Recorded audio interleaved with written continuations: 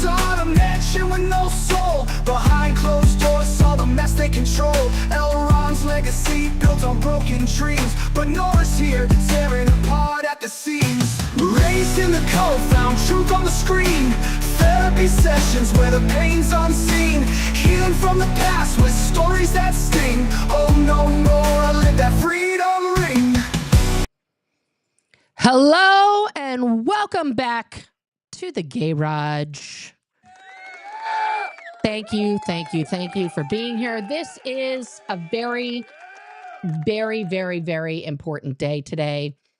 This is real breaking news. This is an exclusive here at Razed in Scientology. Disclaimer before we get started, okay? This is going to cover the topic of child abuse.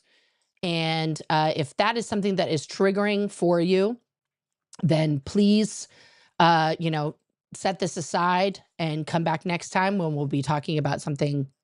There isn't really light subjects, let's be honest, in Scientology. There is no just like, hey, that's fun kind of a thing. Okay, but this is something that is very important for us to talk about.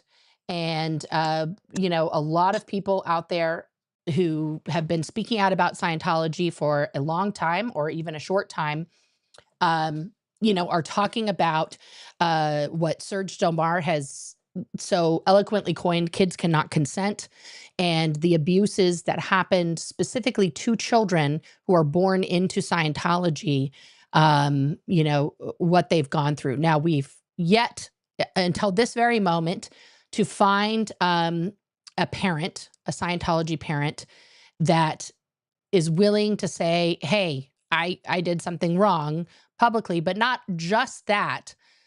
This is very serious. That's why I'm saying, prefacing this with a lot of things here that I just lost their camera. If it, that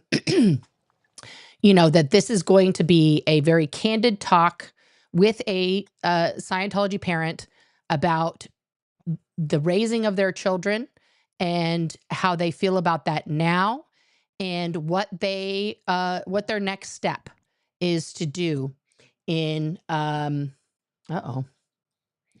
of my tabs just expired for no reason. Yeah. So this is going to be a lot. And I want, and chat, just so you know, she can't see, she won't, because of the software that I have. Okay. Again, I'm just going to make this abundantly clear. Because of the software that I have, there is no way for her to see the chat as it's incoming. Okay. So don't expect her to respond to questions. I do want your questions and comments. We're going to save those for the end. We'll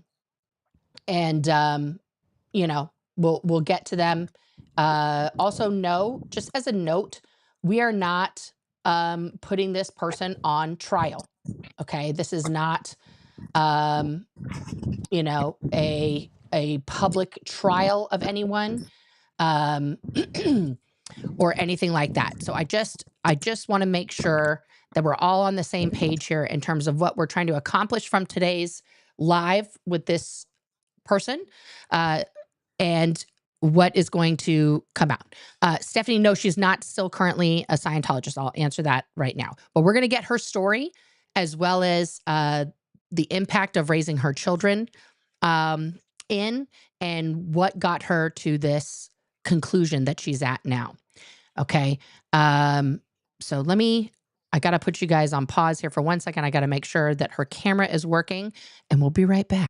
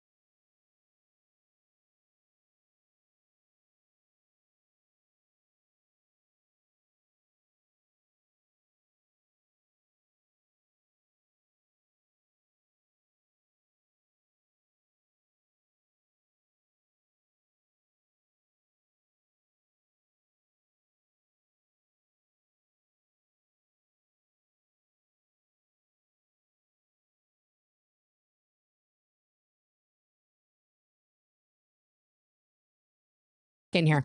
All right, we've got the okay, camera up, rocking and rolling. I'm going to bring her on in just 1 second. Now, this person, CC Smith, and I have a special relationship. Many moons ago, her son, one of her sons, was my first husband, and then I got that annulled. That's another story for another time. But she was my first mother-in-law. So we have known each other for a long, long time. And now she's adjusting. Where are we going, Cece? Every time. I can't see my screen. You can see me, but I can see you, but put it back the other way. No, now you're sideways, honey. That's not going to work. Put it back the other way. Okay. There we go. All right. Now you go ahead and sit. I'm just going to go get my chair now. Okay, now she's got to get her chair. She's repositioning herself, guys, so she's not getting burnt by the sun, because unlike where I'm at in Oregon and it's cloudy and rainy, she is not. She's in California and it is sunny and warm. So 1 second. Okay. All right, there she is. She's gorgeous. I can see you now. I can see you. You're gorgeous. Oh, here we go. Okay. And you're, oh, that's the wrong one. Here we go. And here she is. Here is CC Smith. Everyone, please give her a round of applause that none of us are going to hear because we're on the interwebs. But CC, let's, and we talked about this beforehand, but let's just start at the beginning. You know, give us the vignette version of your childhood and how you got into Scientology.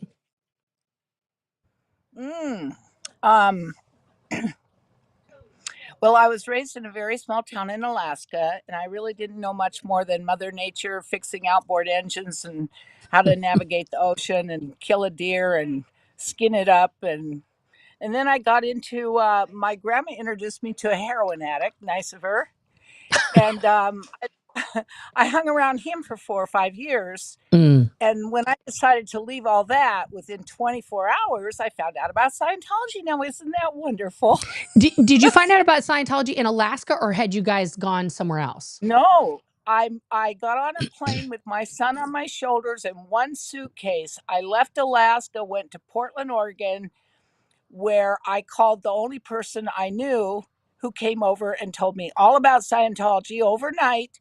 And the next morning, after flying there, I walked into the Portland org. Wow. Was it just a May person on this? 24th, What year was this? 1974. Okay, so 1974, you've got an infant and you just roll into Portland, and like, was there somebody in the airport telling you about it, or were they on the street somewhere? How did they? No. So I had a son who was 2.5. Okay.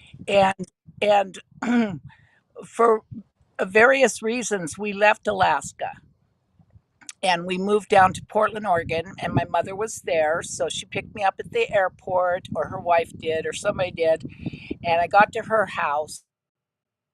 Oh, Cece, we've lost your camera and everything.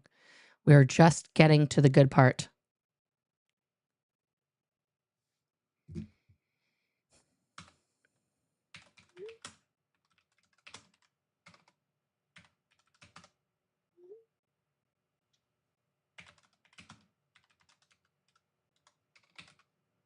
One second.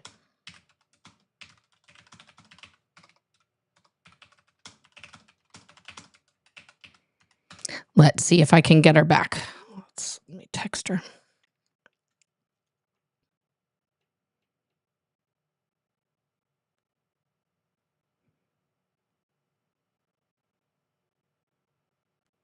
The page. Oh, there you are. Okay. Now can you hear me? I can hear you and see you. There we go. Jamie still wants a link. No, I know. I'm texting him. Tell him to stop. Jamie, stop bugging Cece. We're talking. I sent you the things. It's hard enough with just one person. Just let's all take a break. Nora, but remember, we all have those anxiety problems. I know. Get rid of. I know. Okay, so we'll all calm down now. And No, you're good. Fine. You're good. I'm telling Jamie to calm down. Jamie, just take a breath. I sent you the link. I have to figure out a whole other configuration. We're good. I had to answer a phone call. Oh, that's all right. My sweetheart's watching. He's watching in the living room on the TV, I guess. It's all good. It's all good. All right. So let's the last part where you were was I asked you if the person that you encountered that was a Scientologist, if they had met you in like the airport, or how did you encounter that person, the Scientologist? Oh yeah. So I arrive at my mother's, Mm-hmm. and the only person I knew in Portland that I could call was, well, my ex-husband or his best friend. Mm. So I called his best friend who drove there. He was there in a half an hour. Of course. Yeah. What do FSMs do, right? Right. He's like, oh, somebody new. Boom. Oh, and she's in trouble. She's called me. I'm her only friend. Right. So anyway, the next morning, after listening to him blab and tell me all this verbal data Of about course. Scientology all night long, we walked into the org the next morning, and I started Wow. the comm. Yeah. That's Meant to be. amazing. Okay, so you started the comm course the next morning, and then how long were you in Portland? Where did your journey take you from there scientologically? Well, I think later that year in 74 or 75, Jane Kember managed to put on a Mm. world religion reunion in Anaheim, California. Mm-hmm. And there's a big article came out about it. And I don't know if it was Scientology's newspaper or if it was Oregonian. To me, it looked like the Oregonian. It looked real official. And I read that thing. And from then on, I wanted to join the Sea Org. So it was only a matter of years of convincing my then husband, because I got married to the guy that got me in, of course. Of course. To join the Sea Org with me. So we joined the Sea Org together in 77. Okay. And so you have one kid at this time, or now you have two? Now I have two. Now you have two. So the second kid was not born into the Sea organization like proper. You brought them in. No, he was 2.5. As a baby. Right. Okay. He was 2.5. All right. I had been a Scientologist since he was born, but right. I wasn't in the Sea Org since he was born. Okay, so now you have like a 5-year-old, an infant, and you're joining the Sea Org, correct? Yeah. Well, Shane was born in 71, so by 77, yeah, he was 6. 6. And Jeremy okay. was 2. 1 or 2? Just turned 2. Okay. And I had one son in the middle of that with which I had miscarried or stillborn. Okay. So in between I them. had boys. Yeah, so I had boys every 2 years, 71, 73, and 75. And then in 77, I joined the Sea Org with the 2 and my new husband. Okay. And where did you join the Sea Org at? AOLA. Okay, and that's the Advanced Organization Los Angeles. For those of you guys who watch, all the protesters down there, it's not the big blue building with the Scientology on the side. That's the birthing, but it's the one right across from there. So you joined there like right after they had bought those buildings. Well, before they had bought them and before they moved in. Right, because my mom was pregnant with me in 76, and she did her Lamaze class at AOLA when it was still Cedars of Sinai. And then I was born at the new Cedars complex in Beverly Hills because the church was in the process of purchasing the building and stuff. Right. What month were you born? May of 76. So they just bought the complex. Yeah. Like a month after that. Wow. Yeah. Literally. Whoa. They were already constructing the new Cedars of Sinai, right? Which is in Beverly Hills. But they hadn't, finished it. So like the church buying it was like fantastic. Now we don't have to like put it on the market and we don't have to clean it up. They're just buying it as is, and we could do a whole stream another time about all the bodies and the things that were just left there. When did you find out that you had been born, your mother had done Lamaze classes when it was still Cedars? Oh, my mom told me that that's like one of her claim to fame is that she did that there because Sylvester Stallone was in the Lamaze class with his wife because his son and I were born a few days apart. Both, I think, at the new Cedars, but he was in the Lamaze class with my mom and dad. And my dad was like, it's the guy from the thing that you like. And my mom's like, I'm learning how to breathe. Like, focus. Wow, your mom probably thought that was a great omen that the church bought it. I don't know. She never, I mean, she was, I don't think she was that impressed, honestly. Cause I mean, if you were in it in the 70s inside, it's not like, it wasn't, it's still not posh by any standards. Let's be honest. It's just, it's a heap of terracotta bricks in Los Angeles. Yeah. Yeah. Well, there was a lot more room. Oh, yeah. Oh, for sure. For sure. Okay. So now you're at AOLA. And you guys are were you living in the main building at that time, or were you living down at the Anthony building already? Oh, no. No, this is 10 years from the Anthony building. Okay. More than that, 15. We moved to a place called Bonnie Bray downtown. It was like a house that I think we rented or owned. And then, funny enough, my husband, who had joined with me, I think after 1 week, he reported himself to HCO that he was routing out. Wow. So he left you in the Sea Org with 2 kids. Yes. And when you would be on and what job was your first job there when you first joined the Sea Org? Putting together an address list pamphlet of all the orgs and missions around the world. Wow. Okay, that was a lot. And yeah, for somebody that never learned to read or spell, and I didn't know Spanish. Yeah. So your education level prior to coming into Scientology was very limited. Very limited. I passed only because the whole town was full of fishermen and hunters that the kids didn't get to go to school. We were busy October, November, December, sometimes January, April, fishing and hunting. Well, that's okay. I didn't want to learn anyway. I mean, none of it was interesting to me. The part that was interesting, I got. Yeah. No, for sure. Yeah. For sure. Yeah. And then how old were you when you had your first son? 17. Okay, so you were 17 when you gave birth to your first son. Okay, I just want to clarify all these things. So then, so now you're there. You've got 2 kids. Where are they while you're working? At that time, they were at the Fountain Building. Okay. Like the first, I think the whole thing, I think all 4 floors was our children.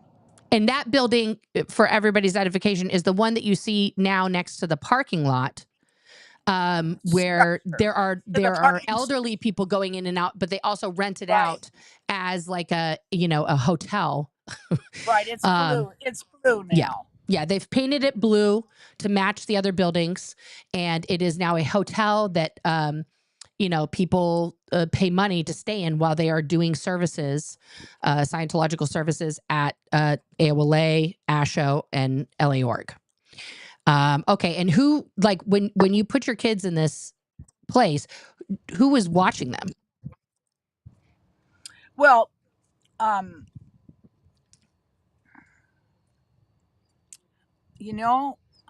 don't remember the first people that were watching my kids. I know that my older son was watching my younger son. Shane was watching Jeremy? Yes. Okay.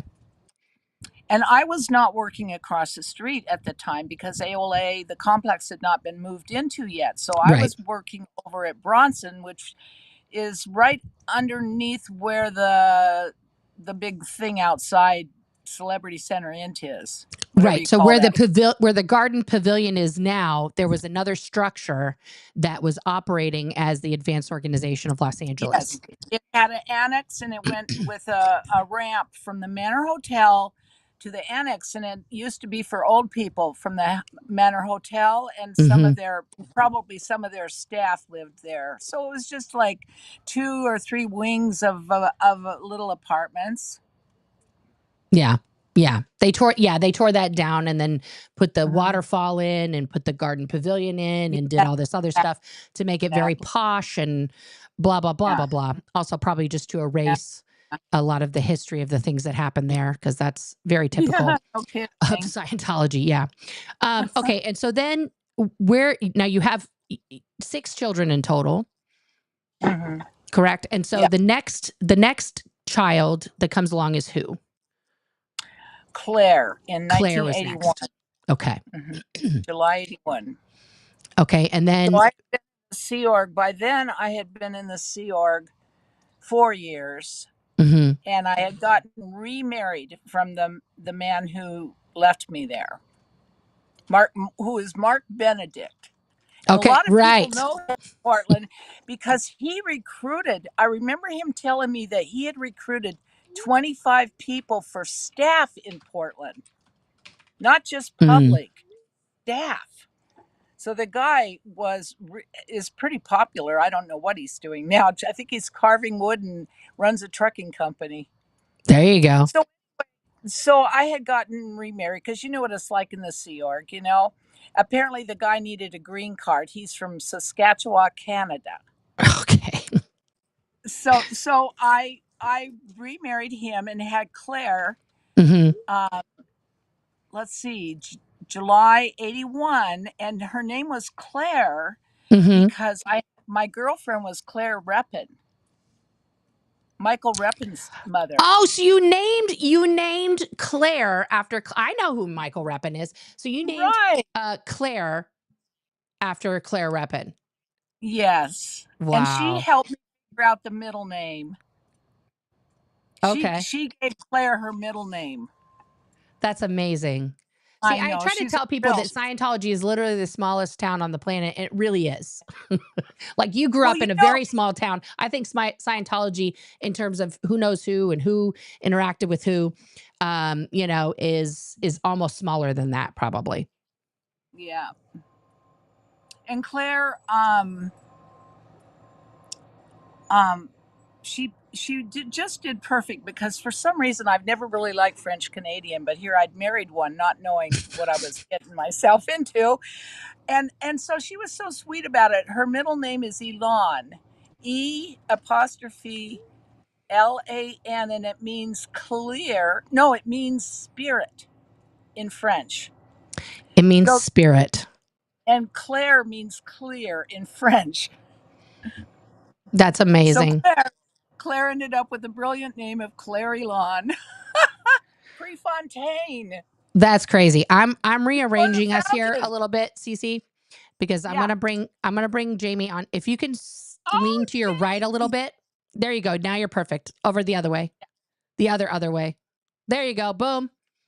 There we go. Now we see you. I have to, guys, just you're watching magic happen in real time here because I have to make a whole other square. So please hold while I let's see. Oh, I hope I'll be able to see him. Yep. You'll be able to see him.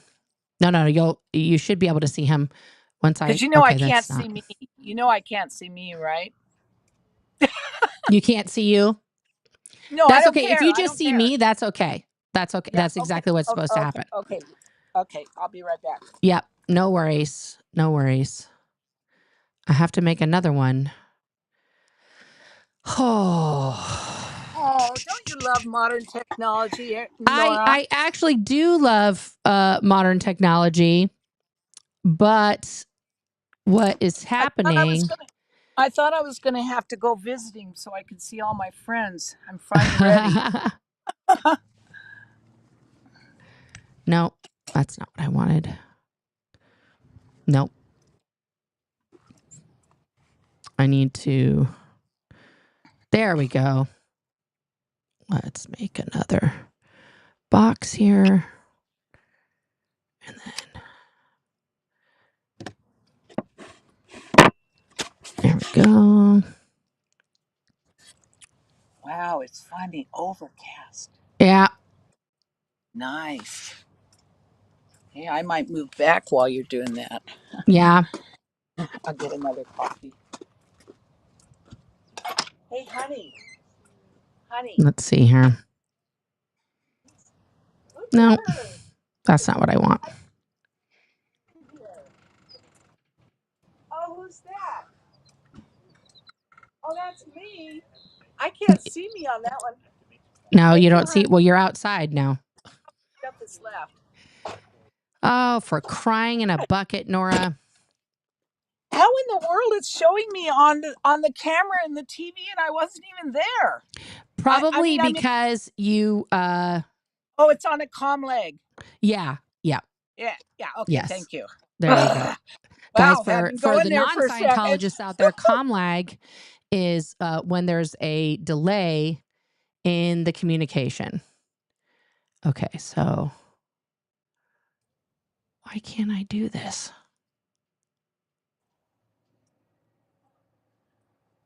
Okay, there we go. I got that. I need... No. There we go. That's what I need.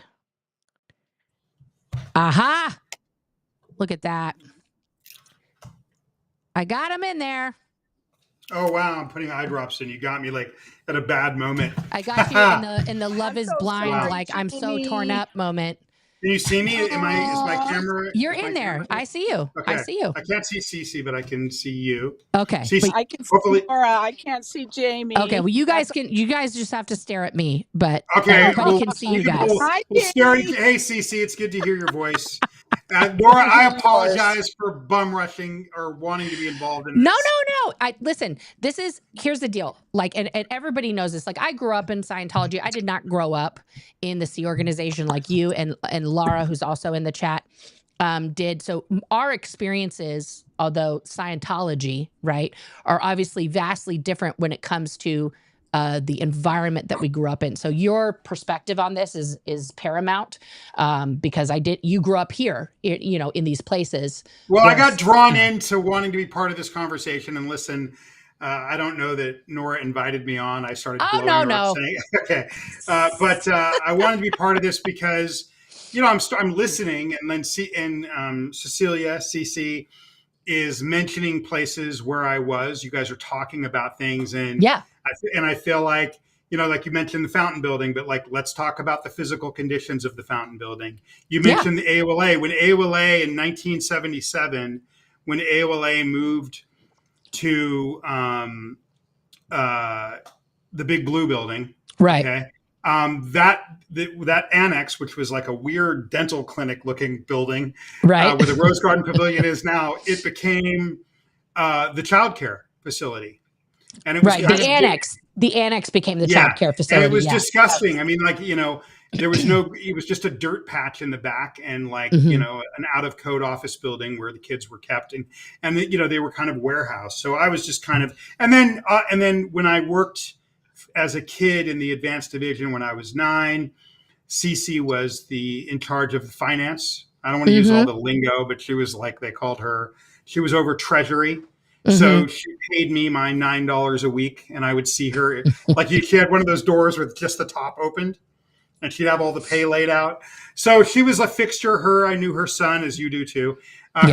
She was just a fixture in my life as a kid. So when I saw, I talked to her, and then I talked to you, and she had said that she wanted to come out and say that she, as a parent, was a criminal for raising her kid in the environment. That kind of shocked me, because if she really believes that, she would be the first one ever to say it. Yeah. I've never seen a parent call themselves a criminal. What this thing has been, Nora, and then I'll, turn it back over and I can chime in. But what this thing has been is a bunch of baby boomers denying anything ever happened to us. And it's really, really frustrating. Yeah. Because, I have friends, how many friends I've lost to suicide or accidents. Yeah. And, and then from this environment, and then B, the parents want to act like we're the same as them. Yeah, we went through it. You went through it too. And it makes me want to jump out a window, because no, it's not the same as being born into this like weird mothership, being told that you can't have feelings. I mean, it was a very strange environment to be a baby in, and to be a toddler in. And so, Cece would be the first parent to come out and tell the truth. So when I saw you guys were talking about this, I started blowing you up, and I apologize. I love you. Now, I want to clarify something that Capricious Caroline asked. Jamie and I have never been romantically involved. We are not related. Um, Jamie is not Cece's son. Jamie just knows. Again, let's not start rumors here. Okay. So first of all, Jamie and I know each other because he worked for my father, Con Sova, in a secular capacity. My dad was never in the Sea Organization. I met Jamie when I was a teenager. So we've known each other for about 30 years. We've known of each other. We've reconnected recently in the last few years and become good friends again. And Cece, like I said, I've known because I married her son, Jeremy. And then we got that annulled. That, like I said, that's a whole other story for another time that has nothing to do with this talk. But and Jamie was born into the Sea Organization to two totally other parents that were not Cece in any way, shape, or form. Cece just happened to be in charge of the money. And so when you go to get your paycheck in the Sea Organization, you have to go see the treasurer who hands you cash and an invoice showing you how much you got paid and how much was taken out in taxes. Usually the money was stapled to that little invoice and they hand it out to each person. Right? It's exact. If there's change involved, that was taped on the back of the invoice. So you get like, Jamie said he got $9. So maybe he got exactly $9 because it was just kid pay. But like when I got paid my $50 a week, it was $47.32 after taxes were taken out. So like that 32 cents will go in my pocket and just jingle around. Hey, Nora, can I make the pennies. Yeah. Can I make a comment and ask Liz, ask Cece a question? Or please ask. I'm going to be your Flavor Flav. I'm going to back you up. I'm not going to take over, but Liz just put a comment in because I made a comment about jumping out a window. Yeah. And she made a comment in the comments saying that's how her brother died. And it kind of struck me. I mean, that's an emotional, that's a gut punch to see in the comments. But, that's how I feel. I feel like the denial of what happened to the children is still going on.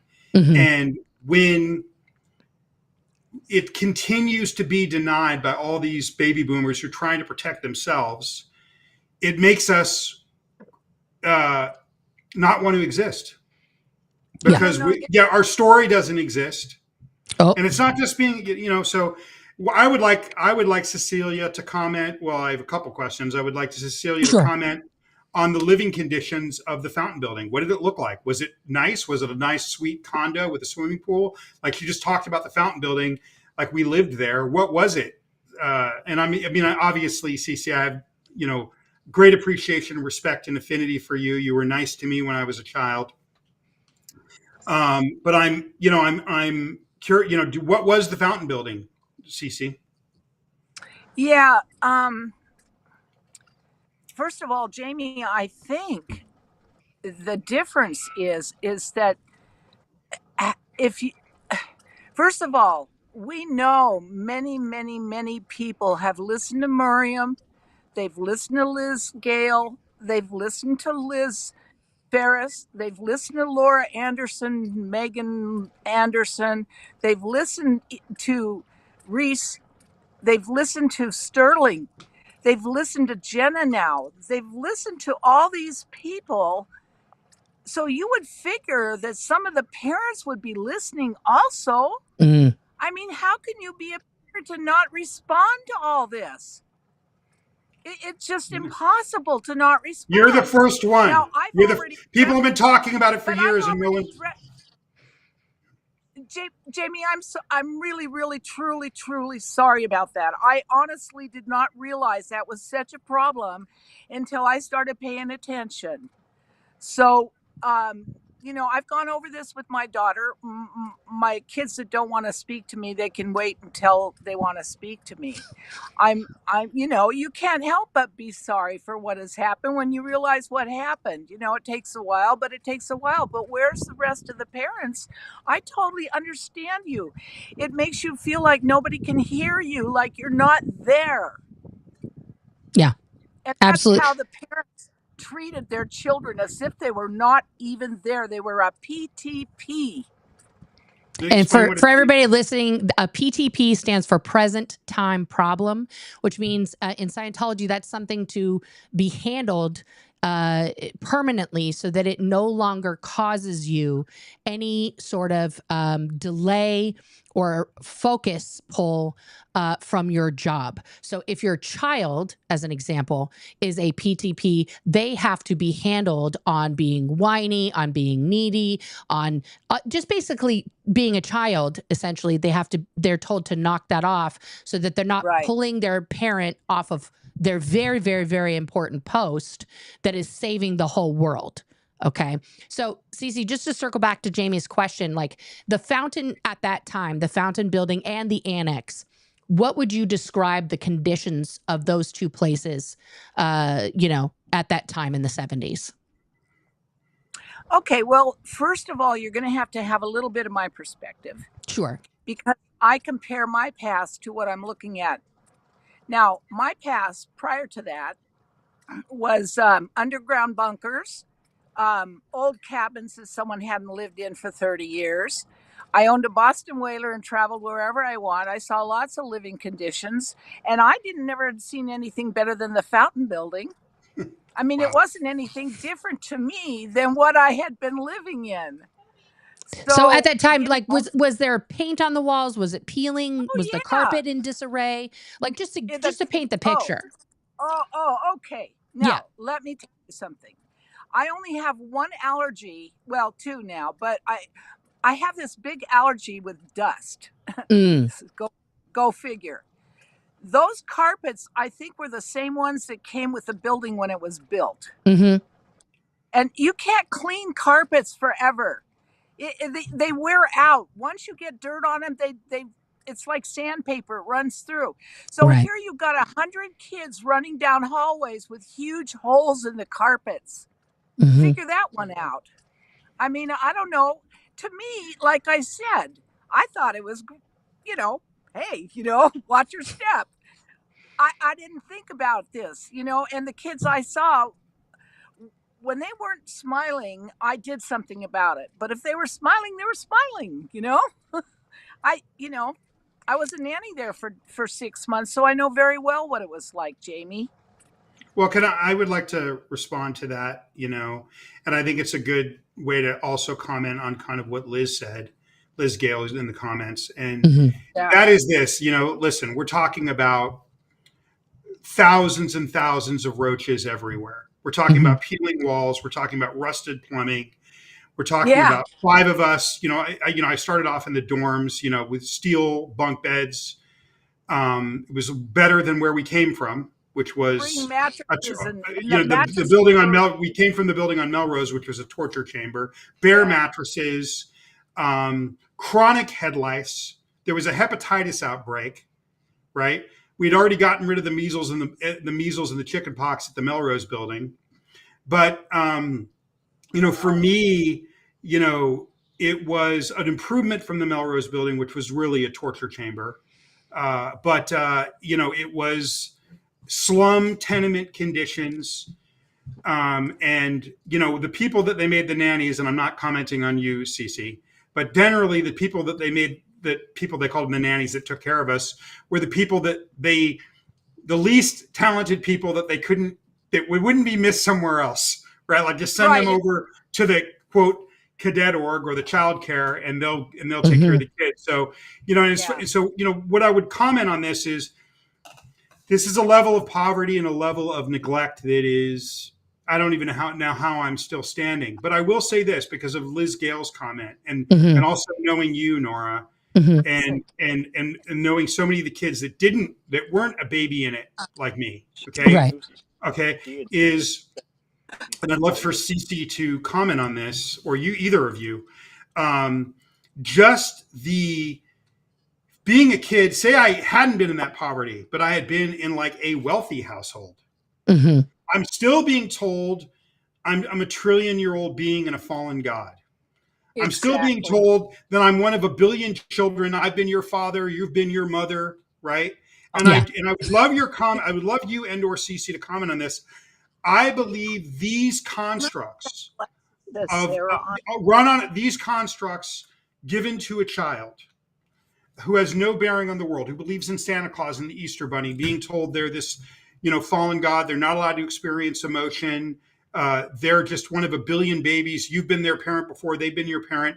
I don't know why, but something about this, I think if you're running in a wealthy household, if you grow up in the inner, Navy like I did, either, no matter where you are, I have a feeling that these constructs are life destroying for a child.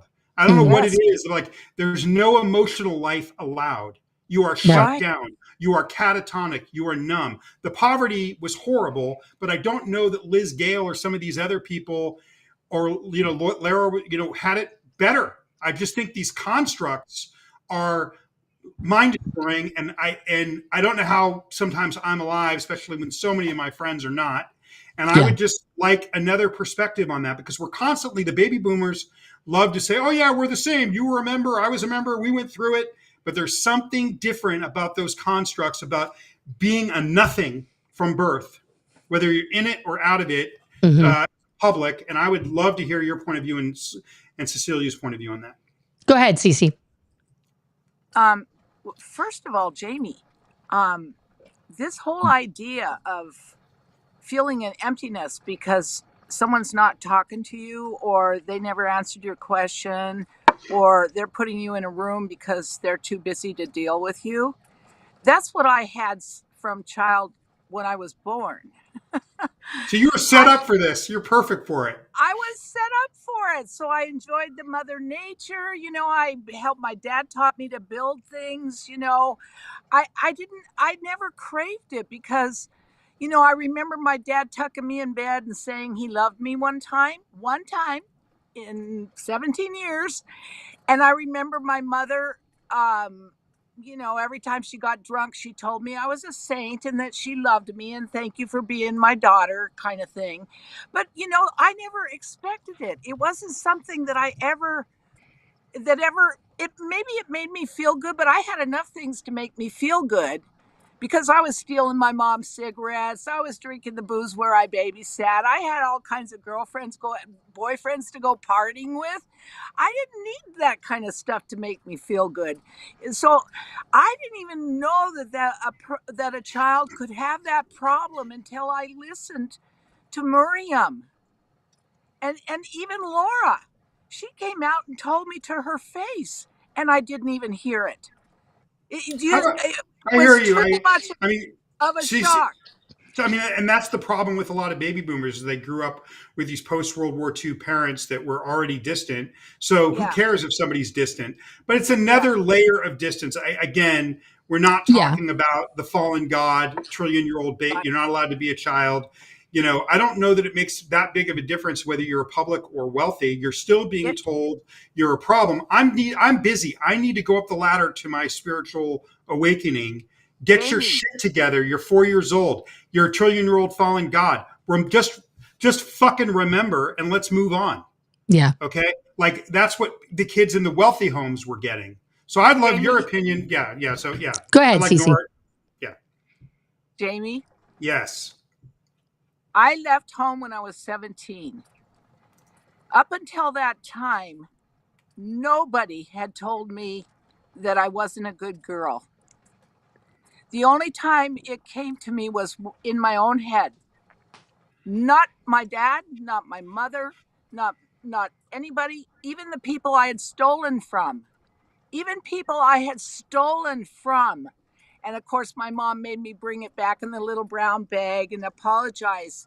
Even they never told me I was a bad girl. Even my teachers, where I got F's because I refused to study, they still didn't tell my mom and dad I was a bad girl. They didn't even put F's on the grades. But you said, yeah, sorry. No, I get that though, Cece. So new. This might be new for a lot of your parents. They might have to hear more of it. Go ahead, Jamie. Well, Cece said on the phone to me that she felt like raising her kids was a crime. If it was the same childhood as her, then what did you do wrong? Listen, parents from an upper middle.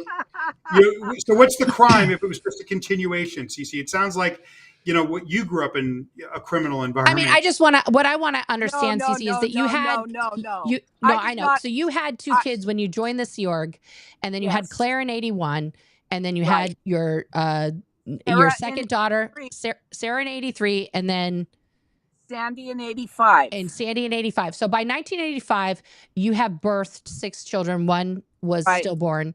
Right. Okay. So you have 5 kids now that are varying ages by 1985. Your oldest, because he was born in 71, would still be a teen, Shane. 14. Yeah. Right. So he was 14. So at that point, you have raised these 5 children, but like your interaction with these kids, even when they were born, how much time would you say per day that you were with your kid or witnessed what conditions they were in? Well, with every one of the kids, I got 31 days off without question. Okay. I never spent a day on post during those 31 days. Okay. They all knew from the earlier times not to bother with me. Okay. So, and then since I was breastfeeding, Mhm. For Sandy, she worked in Jack's office over at Asho, and I would go over there to breastfeed her.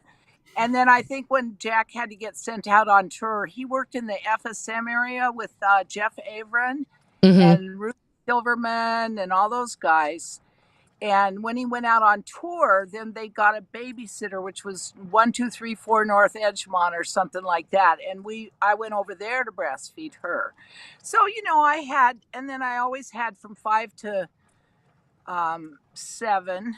And then I had, well, back then I had a day off every single week. So that's how much time. Okay, so you would spend and you would spend that with your 89. kids, with all 5 Until kids. 1989 when they canceled family time. Okay. So you were actually utilizing, see, and guys, Jamie's laughing because family time was basically like it would be on Sundays, and it would be a few hours of that. Or an hour a night. There was an hour a night, but No, the it parents was didn't always 5 take o'clock. It was from And 5 o'clock. What? See, now, Jamie, your parents came for that 1 hour, but No, they family time- didn't. They didn't. Yeah, There were and they times didn't where even bother. But there'd be family like a time was 3 from month. 5 p.m. on Sundays, and it was supposed. What day? What No, day it was it? never like that. Can I comment on this? Go ahead. Okay, it was an hour a day, Monday through Friday, and then CSP time on Sunday mornings, like from 9 till noon. But that was really your time to do your laundry, so it wasn't that. Now, many parents didn't do that, but you have to think about how ridiculous what you just said is. Like, okay, you get an hour a day with your parents. Mhm. Okay, that's your life. You're not getting an education, and you're being told all this crazy stuff by people about how you're okay, and then they canceled the hour a day. The hour a day, which many parents didn't, which many parents didn't even do or did it sporadically because we're going to save the planet any day now. I mean, I remember one point when I was 4 or 5 years old, they told me that we would have the planet cleared at 6 months and then we'd be able to see our parents, and I believed them. Okay. So you have to understand the family time, which a lot of people didn't do, was child abuse.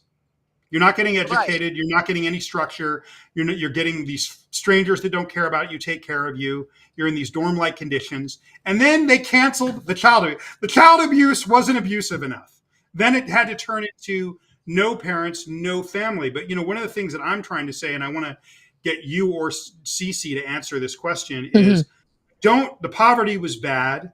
I don't necessarily know if that was so much worse than somebody like Liz Gale or other kids, or kids that weren't growing up inside the sci-fi mothership, that were also being treated the same way. Where you're not getting family time. Your parents are too busy. They're doing the courses. They're studying.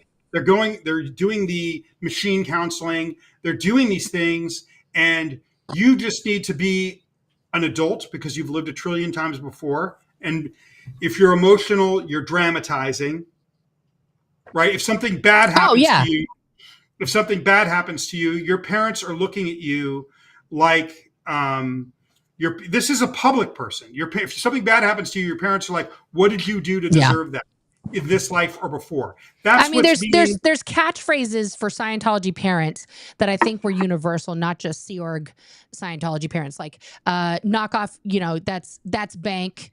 Knock off your bank, the other one, that's Stop backlash. dramatizing. Yeah, stop dramatizing. You're dramatizing, come up tone, all of You're those downtoned. things. You're downtoned. Yeah. Well, let me ask you this question, Nora. Sure. Say you're a public kid. You're any middle class public kid. Okay, and you're crying.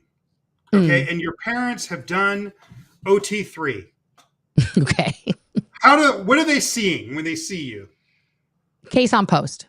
No, they've done OT3. Oh, and you're I'm crying and you're dramatizing the upset. fourth dynamic engram. Okay, which is Xenu dropping people in the volcano and exploding them. Nora. No, Nora. No. You got to ask the parent. You have to ask the parent. Go ahead, Cece. No, so what I'm curious, Cece, like we had talked and you had said that you felt like you had committed a crime raising your kids inside this thing. And I still want to understand what you think the crime was, because right. Well, I have an arch that I'm going on, Jamie. I'm storytelling here. Right. Yeah, let's not skip to the end. Let's just I'm getting there. We gotta tell the story. So part of what I want to understand, Cece, is you were one of the few parents then that was taking advantage of this quote unquote family time until it was canceled. But let's be honest. When your children were small, where did they spend? Oh, now she left. That's it. She blew. Hang on. Here. She's back. I'm joking. Scam Cece. Call. Okay. Scam call. So when your kids were not with you during that 1 hour a day, where were they? Did you think about that? No. So you've just asked a question I cannot answer. Let me explain. Okay. So I was with my children. I got off post at 4:45, and then I had a vehicle, or I rented a vehicle, and I drove over and got my children from the annex, because they were in the annex by then. And then I drove them to Ferndale to go fishing crawdads, or up to the observatory to go it was free back then, Yeah. Or I took them to the zoo or something. I brought them back at 7:00, which was after dinner time. Well, actually, no, I had to bring them back by 6:30 because I had to be at muster or on post at 7. Or I think it was study. It was my study time at 7. So I got my 2.5 hours of study every day, and I got my family time every day, because that's what I was promised when I joined. So when you weren't with them during that family time in which you did stuff with them, I'm not debating that. Right. Where were your kids? Oh, they were at first they were at the Fountain Building until AOLA moved into AOLA there by Big Blue. And then they moved the children from the Fountain Building into the annex. Hopefully they fixed it up a little bit for them, but they moved them into there. No, they did not. They moved them into they did there. not. Now, I was there. So I don't know. It looked to me pretty good. The floors were all nice, linoleum waxed and clean and shiny. And there was a big reception area. Remember that? With a big bench on it. Where I have a very different... Listen, Jamie has a different take on that. Yeah, listen, the floors were shiny, but they were the original floors from whatever it had built. And a lot of them were like tile breaking off. And so what I'll say of the floors is you can't polish a turd. Okay. And remember, I was raised in log cabins, right? Okay, no, we know. Based on, I mean, if you compare it to like the woods, okay, like if you compare it to that, a log cabin in Alaska, maybe it was comparable. You have to understand that we had all these in the back of the annex. It was weird because the Chateau Elise is like this castle. Right. It's a French chateau. Well, there was that big, and then the annex was like a dental office. Ditch. Right. It was gross. Yeah. And there was a bridge that connected them. It went over a moat. So it was like this castle was connected to this like dental office. And there was a dirt patch behind the annex. There was zero grass. Yeah. And that's where kids played. And they pretty much were out there all day with very little supervision. And whatever happened to them happened to them. How many people were there in the annex who were supposed to be supervising children, Jamie? I mean, when I think about the adults, Ken Purak at one point was the head. It was I'm going to use the terms. He was the commanding officer of the cadet org. Blah blah. He was over the kids. There was, again, I get really inflamed about the terms, and people kind of sometimes are like, why are you making such a big deal? And I make a big deal about it because it completely gives you a false impression of what it is. If you hear the word cadet organization, it sounds like ROTC, and it wasn't that. It was a slum. Like times I saw Ken Purak, the CEO, the guy that ran the cadet org, in the dirt patch backpack where all the kids were. Zero. I didn't see him out there doing Liz anything. Ferris is in the chat. She says she remembers 2 people. Yeah, maybe, but I mean, like they wouldn't necessarily be outside all the time. Like you'd be out there. There was a fence on, and you'd be by yourself, and you would just be. It was a lot of it was languor. You were in the heat. It was, it was. Yeah. Jamie. Yeah. Go ahead, Cece. All the dumpsters where all the garbages got put from the kitchen were right there downwind from wherever all the children were playing in that gulch. And if the wind was coming from the west, I think it would be the west, right? Or maybe the southwest. It would come right past all that garbage until it got to the kids. So that's what they had to smell all the time. So I do remember that part, Jamie. There weren't, let's say, you could be out there for hours at a time, and you would not have a caretaker. Like it was fenced in. So the viewpoint was, well, they're fenced in, so they're fine. So they can't escape. So we might never have. I mean, that's the thing that you have to understand is it was very much like being put into a warehouse. I don't feel like somebody was getting up like Wile E. Coyote every day trying to kill us. I think it was like, let's put them over there and not look so we can get something done. And what's heartbreaking about it is here we are 50 years later, and what do they have done? Nothing. Like there was no point. It didn't end up serving anything. And then we didn't get sent. We didn't go to school. We didn't get educated. I mean, by the age of 19, I could read at a high level because I've been studying this shit since I was 4. Right. But as far as like, I probably had a kindergarten writing level at 20, kindergarten math.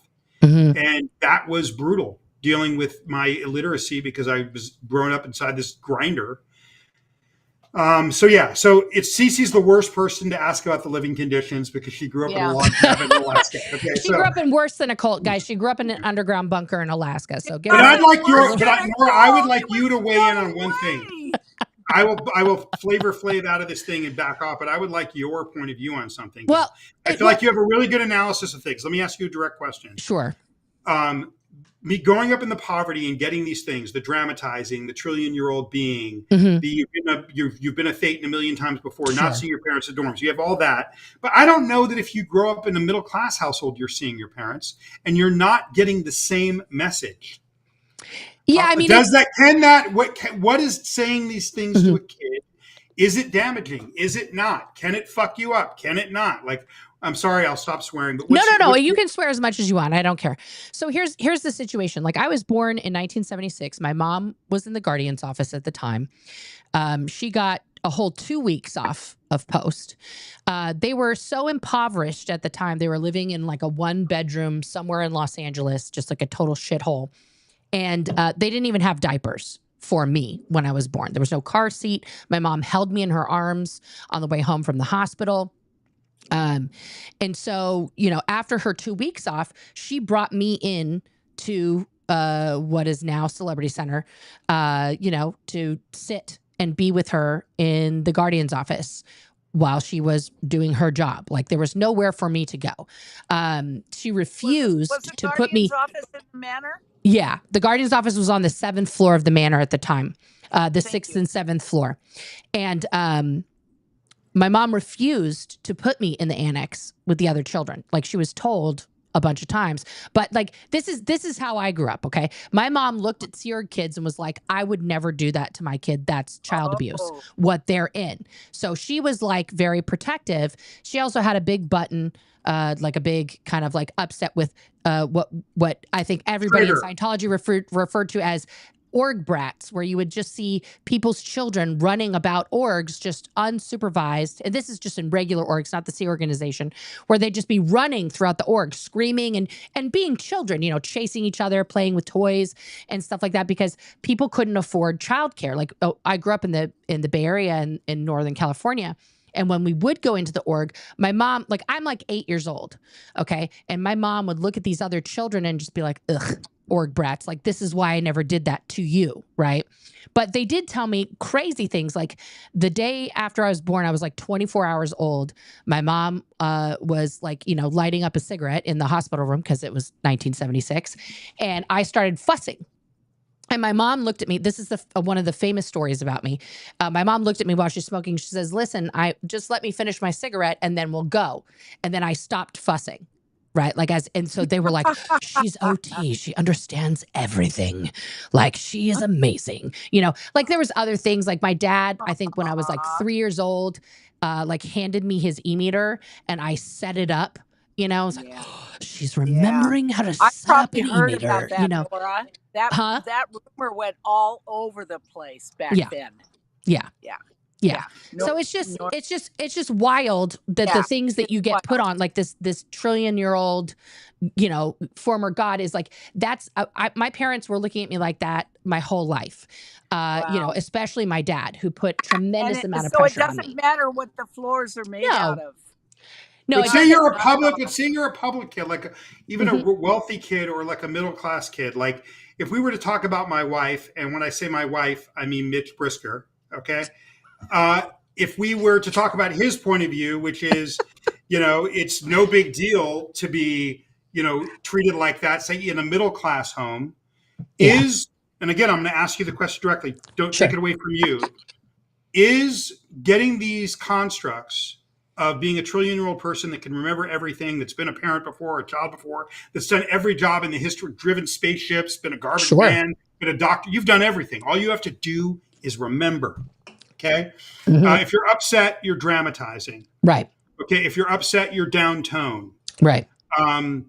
If you're upset, you're reactive. It's your subconscious mind reacting. You can't be upset because you just hurt yourself. Say you're in a middle or a rich class kid's home. Are these things dangerous? Are they just like any other home? Like, what are the implications of these ideas to the child mind? With also a parent being absent because they're just slobbering all over learning this doctrine and climbing up this ladder to get rid of their body. And why you'd want to get rid of your body so you can't eat pizza and have sex, I don't even know. But I'm telling you, they're saving the planet. Yeah, okay. Yeah, but you know, but what in a middle class home or an upper middle class home, Nora, in your mind, because you're so good at analyzing these things, are those constructs dangerous psychologically to the child mind?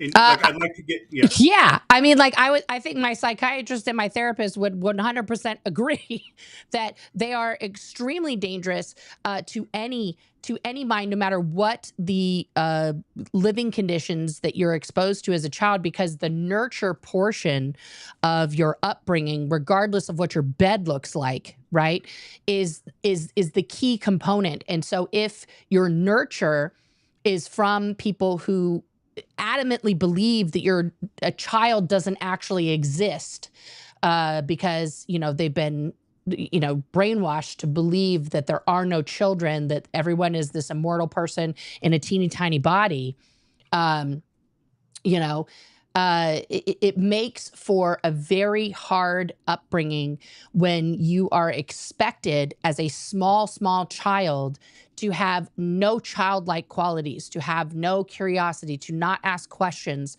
to not, you know, be ignorant of things as children are. When you've never been taught something like that, is a very Scientological viewpoint, that if you are presented with a situation, you are just supposed to do it with no questions. You don't need a manual. You're just going to do the thing because innately you are this immortal being who operates at this huge level. Even when you're a small child, it's like, why are you crying when, you know the whole truth of the universe? right? So there's no point in having emotion. There's no point in going through the basic things of life because they're meaningless, right? They don't have any actual functionality, right? So you growing up in the horrific physical conditions that you grew up in is, you know, obviously worse than the physical conditions I grew up in, which were also not fantastic at various points in my life because of poverty and other things. But that same viewpoint of children and the nurture aspect and how much your parents showed you affection or not was really based on how deep they were in this belief or not, right? So like my mom fought against it a lot and tried in her ways to show us affection. But that conflicted a lot with the, you know, Scientological doctrine. So there was a lot of like, you know, confliction there. With my dad, he was, you know, not only was he in this group, but he was he was a Vietnam vet with severe PTSD and a lot of other horrific childhood trauma that he brought to the table. Thanks for that, Dad.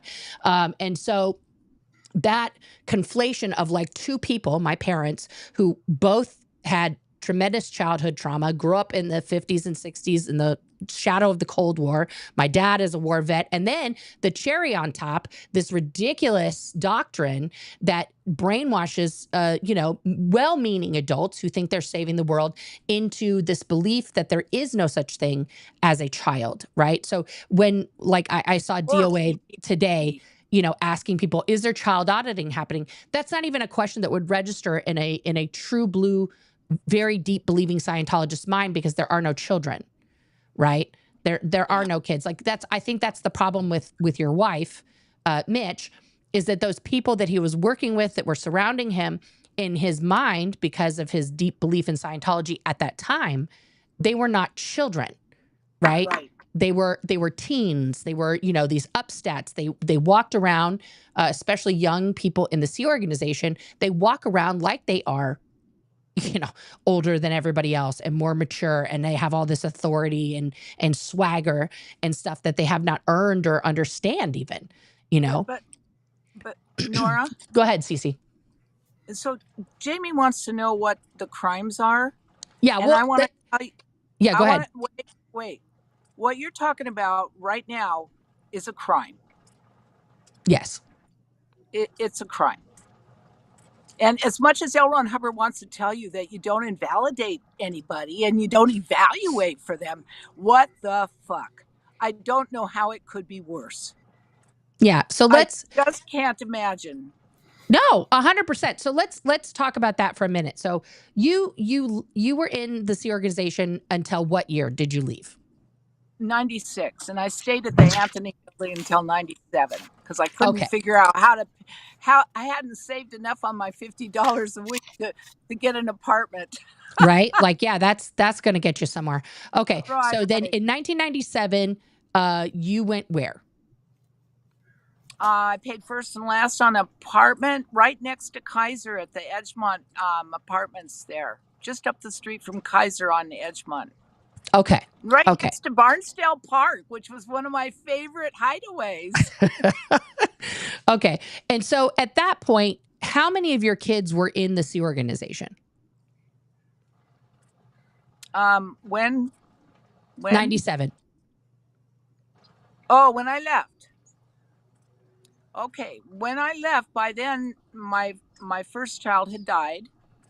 My second was stillborn. My third was working at CLO. I think he was the communicator for the ITO. How old was, so Jeremy in 1997, because we're the same age, would have been 20.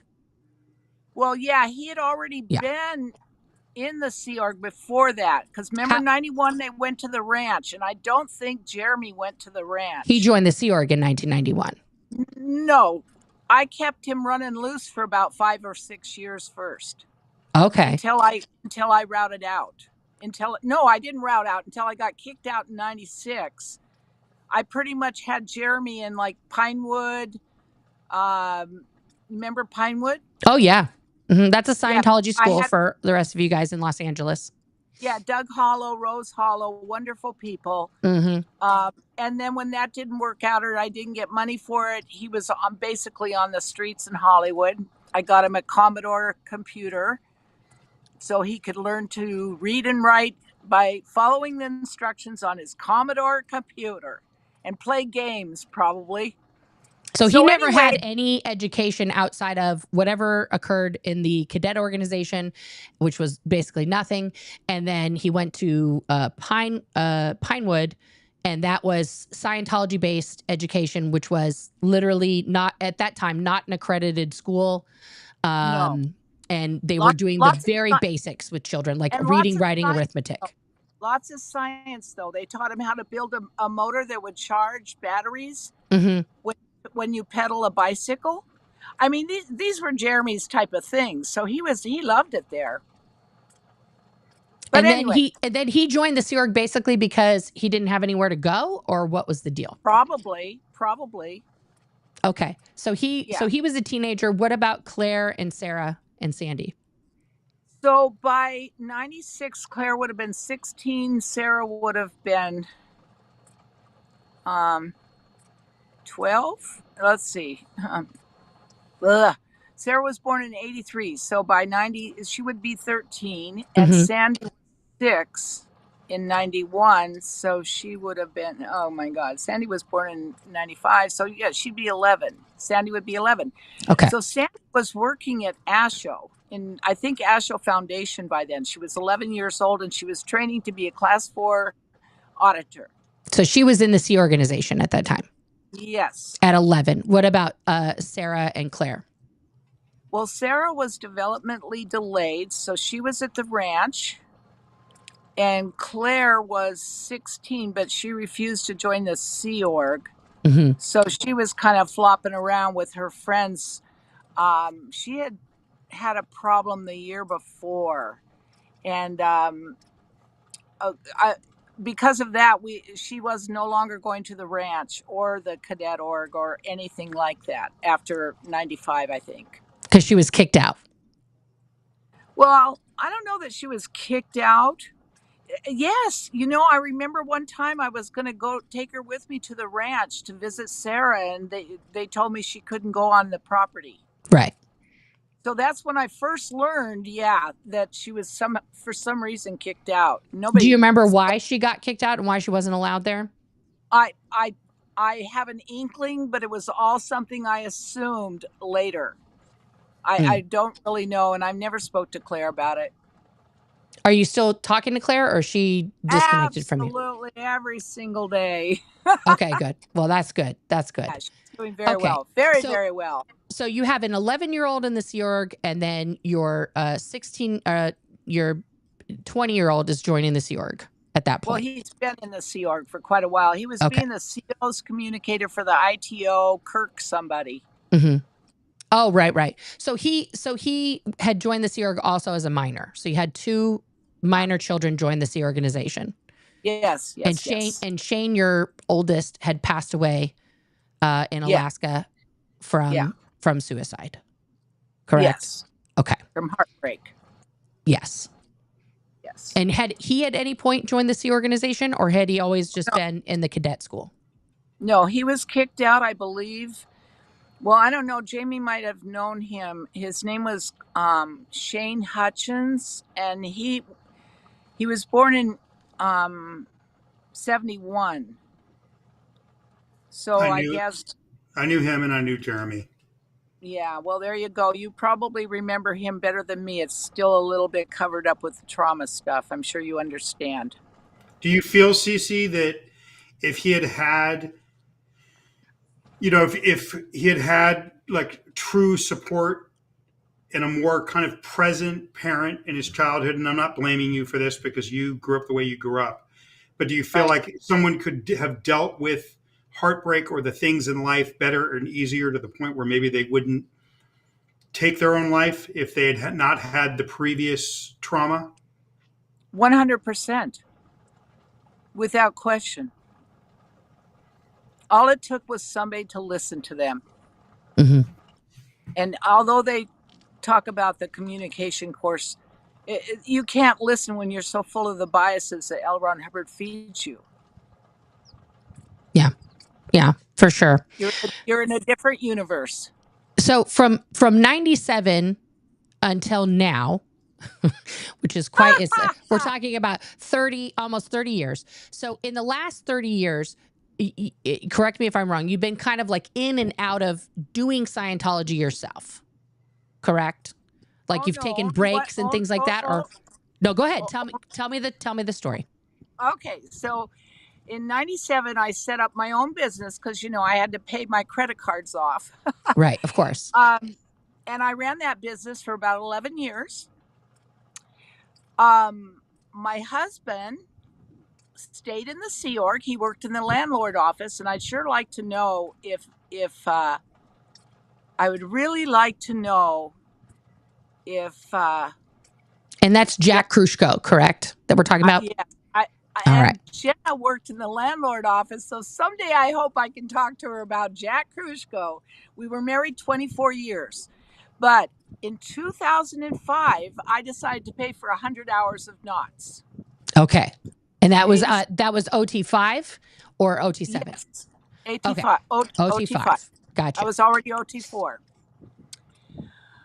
Which I had done in the Sea Org before I got kicked out in 96. So, I didn't do anything between 96. They didn't even give me a sec check, right? Hey, cool, huh? They didn't declare me nothing. They just told me to leave. So by 2005, I had enough money to buy a knots package of 100 hours. They wouldn't take me at Flag, so we transferred my money, from there to AOLA, put together 100 hours of knots. And in 2005, after their hula hoops to get into session, I think I had to start I had to do the PRF, and I had to start the PTSSP course first. And then I was allowed to go and get into knots sessions. And that broke me. The auditing was nothing like I had ever experienced in my life. It was black and white different from the very first session till after 87 and a half hours were done. So you stayed, even though you were, I just want to clarify. So you go into this Scientology counseling, the auditing, and you have a picture in your mind of like, this is how this is going to go, because the last time you received any sort of Scientological counseling would have been 1996-ish. Yeah. Okay. And now you go into this thing that you think is supposed to be the thing you're remembering, and you spent 87 hours doing this. And what happened at the end of those 87 hours? What changed your mind? Well, I didn't have much of a mind left to change. My mind felt like it had been scrambled up with an egg beater. Now, that might not make any sense if it's never happened to you, but I'll tell you, I couldn't even think. I was getting like 10 seconds of thoughts, and then they would switch over to 5 seconds of thoughts here, and then 10 seconds up here, and then 20 seconds down here. I was literally, in my head, I'm thinking, oh my God, I'm going type 3. Right. So I got out the PAB 6, and I started doing all those steps, and I ended up deciding that I was buying myself a van that I could escape in, and I started getting ready to hit the road. Okay, so just to clarify for the non-Scientologists out there that are watching, type 3 is a type of psychosis, as L. Ron defines it and describes it, where you have lost all touch with reality. Okay, and you're not able to, basically, it's going psychotic. You don't have any grasp of reality. PAB 6 is Professional Auditor's Bulletin, a PAB, number 6. And in that one, it talks about how to handle psychosis, how to handle somebody who is having one of these breaks in actuality, right? Right. And what you're supposed to do with that person is you're supposed to literally take them into nature and have them touch grass, have them just like look around. You're doing a lot of what's called locationals with the person, just having them look at different things. Throw rocks. Throw rocks, right? You're just having them throw rocks. You're supposed to spit.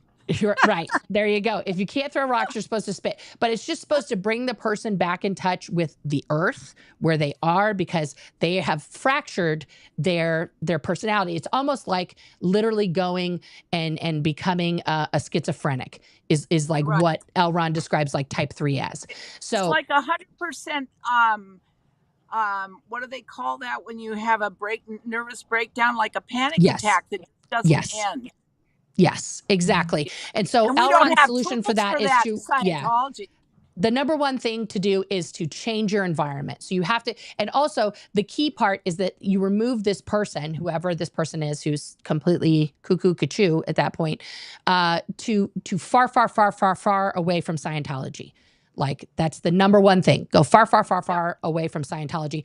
Mostly because that would prove Scientology doesn't work, because people are losing their mind. And so you have to remove anytime, like, let's face it, anytime somebody caused a kerfluffle that was large enough to reflect poorly on Scientology, like myself in my unaliving attempt, their first thing that was done, get me off the base. If somebody has a sudden case of epilepsy and they have a massive seizure, get them off the base. They are no longer allowed on the base.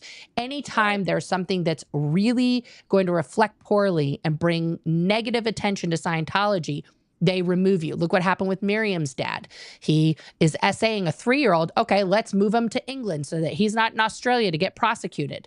You know, all of those things. Anytime there is a major, essay or something like that, they remove the perpetrator and put him in another place. Or if the perpetrator's too important, like in the case of Danny Masterson, they remove the victims and say, you can't sit with us anymore. You're now declared you're a bad person. So the solution is always to remove someone from the area. 100%. So after 2005, now you're living the van life. You're roaming and you're doing all these things. Now, recently, what made you decide to be like, well, guess what, everyone? I'm a criminal. I'm turning myself in. What happened? Okay, well, I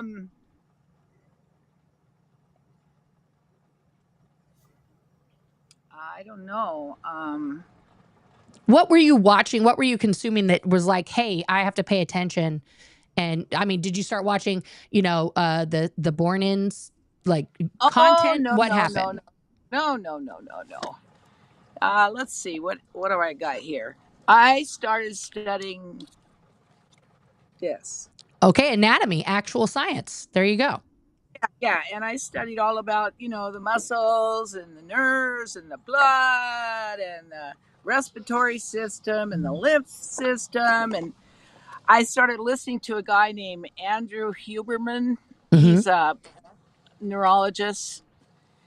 My God, I must have listened to like, I don't know, 600 hours of him. It was on Instagram, and then he moved over to YouTube a couple years ago. Mm. And then I started doing a lot of mental health classes online. I did one called Coincidentally Learning How to Learn online. And also, Huberman has the Huberman Lab. He's a Stanford neuroscientist, and he's got one of the most popular podcasts in the world. There you go, guys. So we can maybe one of my watched mods him can from the provide a link beginning. to him in the chat there. He was just starting out on Instagram when I started watching him. Yeah. And then, there's I don't know, everybody can do this on their phones. They can sign up to Coursera app. Mm-hmm.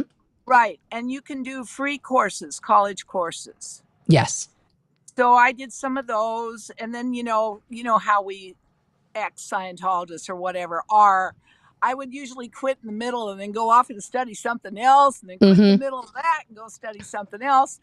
So anyway, but meanwhile, for the last couple years, I met Laura. I don't remember when, but maybe 3 years ago. I was looking for my daughter Sandy, and I ended up meeting Laura. And then, I guess she was coming by where I live, and she stopped by a few times. And, I listened to her story, but like I said, when I listened to it, it was like there was a big cushion, like styrofoam, or like like a pillow, like some sort of a buffer in between me and her. And so for the last 3 years, I've been trying to figure out what that was. Mm. And so So then, because of the therapy and everything else, when you did start hearing some of the kids' stories, like specifically Miriam and Laura's stories, what changed in your mind hearing that? After, like, let's face it, you did something very unscientological. You got therapy and you started studying actual science, which are two things that are kind of big no-nos in Scientology, because we're supposed to be it's in the doctrine throughout that medical personnel of all types, not just psychiatrists and psychologists, but medicos, as Ron would refer to them, are not very trustworthy. They are not people that are there to help, and surgery and other things only cause pain and degrade you as a being. They don't actually help you in any way, shape, or form. yeah. So now, By the time I had gotten that bad auditing in 2005, I really wasn't trying to listen to too much of what would L. Ron Hubbard do kind of that's shit good. anymore. Yeah. There was something that Cece said that Mhm. where you asked her a question, Nora, and she said, what was that moment where you started to see? And then she said that she was listening to Laura, Mhm. and there was like a buffer. There was like a pillow between her and the communication, Mhm. and Yeah. she wanted to figure out what that was. So I'm Exactly. curious what she figured out. Like, How did you figure it out, and what did you figure out? Well, I don't know if I can put that into words right now, but I think it was mainly because I wanted to figure it out, and because I had my question was voiced in my mind, so that I knew exactly what the problem was that I wanted to solve, so that I could listen to Laura like the words were coming through me as if they were happening to her, and I would be Mhm. able to absorb it. See, one of the things that happens in Scientology is you don't learn to listen. You learn to think nobody's listening to you. You get that, how long is it taking them to answer me? That kind of bullshit. But you don't learn to really listen to somebody else, maybe outside of auditing or something. And I really hadn't learned that. So Mhm. that was what was causing the buffer, was me not being able to listen to Laura, even though she brought over her music to me. She sang to me, she's like it was like having an angel visit. You just have no idea. I loved her dearly from the minute I met her. Mhm. But I couldn't hear her when she started talking to me about the story, about her childhood and what had happened with her mother and what had happened with her father. I went like there was a pillow between us. Like I don't know how to describe it. When But it was were you able to put yourself in her shoes and like see it from her perspective? What changed? probably only a few months later. Mm. Probably because I learned to listen, and it's a gradual thing. It's something you have to train your mind to do. You have Mhm. to purposely train your mind to quit trying to do 5 things at once, quit Mhm. worrying about what's happening tomorrow, quit worrying about what happened in the past. And you have to just be there. Now, Scientology will tell you you need to do all kinds of drills and OT levels to do that, but that's a bunch of bullshit. Yeah. So what then shifted in your mind after this buffer was removed? Like what was now your Well, perspective? now I could hear everything, Nora. Mm. I could hear Miriam. I've heard Serge. I could hear Laura. I could hear Liz Ferris. I could listen to Liz Gale's story. I haven't even been able to watch all the aftermath yet. I still need to go and watch all those stories. When Yeah. Miriam's came on, I left the room and never came back. It was too much for me. Right. Mother Nature just has a way, if it's going to trigger in a whole lot of stuff, maybe you should just back off a little bit. And that's what I've had to do. And it's taken me a long time. And I'm sorry it took that long, but I'm very healthy. I got a lot of years left in me, and it's time. And I don't know what else to say. So I, when I you say it's time, what is it time for? What are you doing now that no other Scientology parent has done? What is it you're up to I right now? Well, I don't know. I haven't studied all of the history of Scientology, but all I know is someone needs to start listening to these children, and they need to take it very seriously. I myself, like I told Jamie, I mean, I'm not too worried about the floors. And I think I had one time seen a cockroach before I saw the ones in the fountain building, and there was cockroaches in the fountain building. Yeah. I mean, if you turned on a light, they scattered, and that includes the mattresses on the floor. Yes. It was my mind is not blank on all that, okay? And I do remember all the outbreaks of, what are those hair things? Lice. Yeah. Oh God. But anyway, oh, I forgot where I was. So hair was nice. what are you Can I- doing now, Cece? Where are we? Like I told everybody, you're taking accountability. What does that look like to you to take accountability for these things that you now realize that you were a participant in? Well, I'm going to walk myself down to the police station downtown because I don't trust the Hollywood division, and turn in my police report with attachments. And who's the police report on, Cece? It's on myself. Okay, so just for the audience edification, Cece has gone through, and I have some of the legal code up, but she's gone through the California penal codes and found the ones that are applicable to the child abuse that she participated in as a Scientology parent. And she's taking the time now to write a police report on herself based on the things that she personally participated in regards to her children. Is that correct, Cece? Right. Okay. And Nora, before you Go get ahead, into Jimmy. like all the Yes. crime stuff, can I just ask Cece one quick question of course. that I have a point of view on, but I would like to know from her generation, for someone that's done these upper levels. Cecilia, do you feel, and again, I have a lot of, I knew Cecilia when I was a young child. She was the mom of kids that I grew up with. Cecilia, do you feel that any of the things that you, and I don't want to lead you, it's a straight question, that any of the things that you did in terms of the training routines, the auditing, other things that you learned in the doctrine were things that helped create that pillow to where you couldn't hear Laura or not? Like, do you think that was induced, or would you have been that way without the Hubbardology?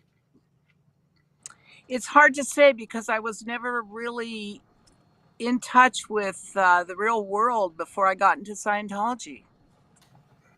I probably hadn't been since I was a little girl. But I never noticed the difference because it must have happened really young. And I learned to live around it, Okay. Yeah. So I want to bring up, and let me make sure I can get you in here, Jamie. So 1 second. And anytime you want me to go away, Nora, I can like pop off if I'm distracted. You don't have to go away. Okay. And Jamie. Cece, can I ask you one more before you get into this? Can I ask Cece one question, like a personal question? Yes. Cece, what did you think of my mother? You want me to say that live to you? I do. I've asked you live. Yeah. I mean, if I mean, obviously, I have anything goes on my channel, Cece. You can be 100% frank. Yeah.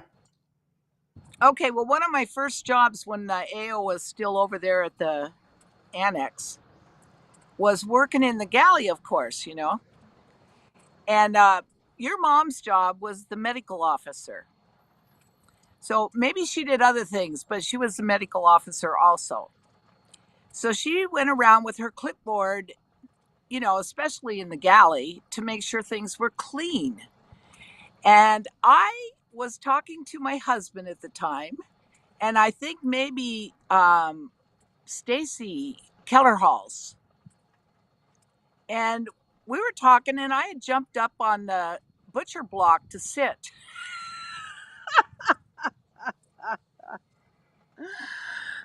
I guess you don't sit down your bottom on the butcher block or on the cutting board. No.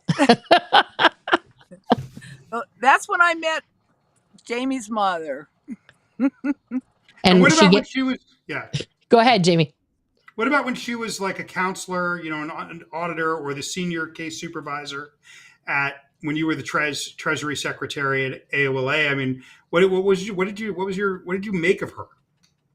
Just overall, the arc of it. Like, what do you think of my mother? I mean, you won't hurt my feelings, or you won't. Maybe you will. Who knows? But it doesn't matter. I'm just curious, like, what an adult thought of her that was in that environment was around her for decades, or what was your take of her over time? Well, first of all, I don't remember ever seeing her smile, except her and I both used to run around the block. I mean, for medical reasons, she ran around the block, the Big Blue, maybe 5 or 6 times every day. And I remember going by her and smiling at that time, but she was all business. We were together she went on a leave for a couple years, I guess maybe to Eugene or something. She came Mhm. back. Her and Randall went back on the payroll. And, I never asked her what she had done. I know that she was diabetic because I saw the medical, receipts, because I was in charge of giving them the $400 a week for the medical float. So when But they caught you, yeah. So when she caught you on the medical block, on the butcher block, I'm sure she was really kind and nice about it, right? no, What happened? I don't know. She was like a police officer telling you to get off there and you should have known better and don't do it again. And she wrote my name down on a clipboard. Okay. Yeah. So you had to describe her in one word. What word would you use?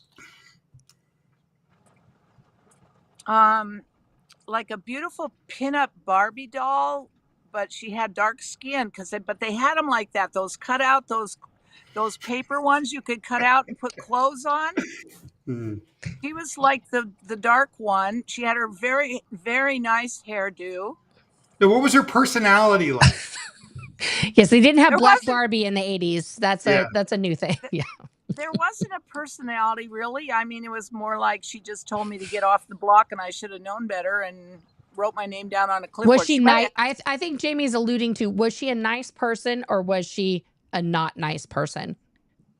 Neither one. She was in the middle. She was in the middle. Yeah, I mean, I think what Cece's describing is just there's no person. She's just going down a clip, doing whatever behavior allows her to survive in the environment. Yeah. It could have That's been kind of what worse. Let me put you in this thing here. I need a new camera overlay and I need to put Jamie in there. Boom. There's Jamie. Now we're all tiny on the share screen here. I'm going to put you in the middle, Jamie. All right. So this, what I have up on the screen right now, Cece, this is the overview definition of child endangerment in California. Okay. It's Penal Code Section 273A. The definition of that, it is illegal to cause or permit a child to suffer unjustifiable pain or mental suffering, or to place a child in a situation that endangers their health. Is that a good summary of what you're going to be writing about or you have written about in your police report? That's part of it. Yeah. Yep. Okay. And then the other part that I had pulled up here, okay, it all went to this weird thing that is not what I asked for. Let me go back here because my tabs expired and then the government agency decided to be like, we're going to show you this other thing. Okay, so let's go back to the first part. This is all part of Penal Code 270 through 273 would be the references for all the lay people. This is in California, which has many, many parts. There's abandonment and neglect of children. 270 has many parts here. So let's go back to the beginning. Okay. So the abandonment and neglect of children has 270 through 273.75. So there's about 20 plus different things that can be associated with these penal codes, right? The first part is if a parent of a minor child willfully omits without lawful excuse to furnish necessary clothing, food, shelter, or medical attendance or other remedial care for his or her child, he or she is guilty of a misdemeanor punishable by a fine not exceeding $2,000 or by imprisonment in the county jail not exceeding 1 year. So those aspects there, not furnishing the necessary clothes, food, shelter, medical attendance, or other remedial care. Is that something that you're writing about? Right. Okay. Now, if you Yes. guys want to go through all the penal codes, Cece is utilizing the penal codes in writing up her report on herself to take full accountability. Now, let's say, Cece, you go into your local police there where you are, and you have written up, there we go. You've written up all these crimes and the who, what, when, where. This is where our Scientology training comes in handy. We do a full knowledge report on ourselves, but in this case, it's a legal report where you're going to include the specifics of how you violated those statutes. What are you prepared to do as a result of writing these police reports on yourself and going physically to the police station? Be handcuffed and put in jail. So you have no inclination to get a lawyer to fight these charges in court or anything like that. You're ready to turn your that's the question that I think people want to know. So why do you feel it's necessary at this time to turn yourself into authorities and possibly face jail time? I honestly cannot think of another right thing to do, Nora. I've tossed it around many different ways. If I could have by now, I would have. Maybe it would be something like writing a book. But as you know, I have no education, and I do not want to write a book, and I can barely use my laptop, and I don't care to go there, and the children need to hear that somebody agrees with them. One of the baby boomers agree with them. But you know what? There's a lot of baby boomers that do agree with them. There's a lot. And apparently, I don't know. I've never heard one but you. But honestly, Cece, it's a first. You're the first one who's willing to put in an actual police report. Not just like, oh yeah, I spanked my kids once, whoopity boopity boop. You're writing it down in a legal police report. Now, a lot of people in the chat are asking, a couple of people have important questions, but here's the situation. Like the statutes they were not the same in the 70s and 80s. The statutes, the ones that Cece's addressing are ones that are occurring right now. And another person is saying, well, wouldn't the statute of limitations apply? Probably. But the point is that Cece is going to, no matter what the police department decides to do, she is writing down everything that she can recall that is a violation of these statutes and is putting down her own personal participation in the violation of those statutes and is putting that in a proper police report, which will be on file, which can be referenced for future cases, regardless of what happens to Cece physically or not. She may go to jail. She may be charged a fine. They may say, ma'am, thank you for this piece of paper. What do you want us to do with this? Right? We don't know what the reaction of the police is going to be. But the important part is that it will be on record that at least one Scientology parent has come forward to say, I fucked up. I committed child abuse and child neglect against my children for these reasons. And so that may help cases that would be actual right now with what we've seen with kids going in and things like that. Go ahead, Jamie. Well, listen, there's issues of statute of limitations. There's issues of statutes at the time, like the human trafficking laws that would have protected me probably didn't exist till the early 2000s. Sure.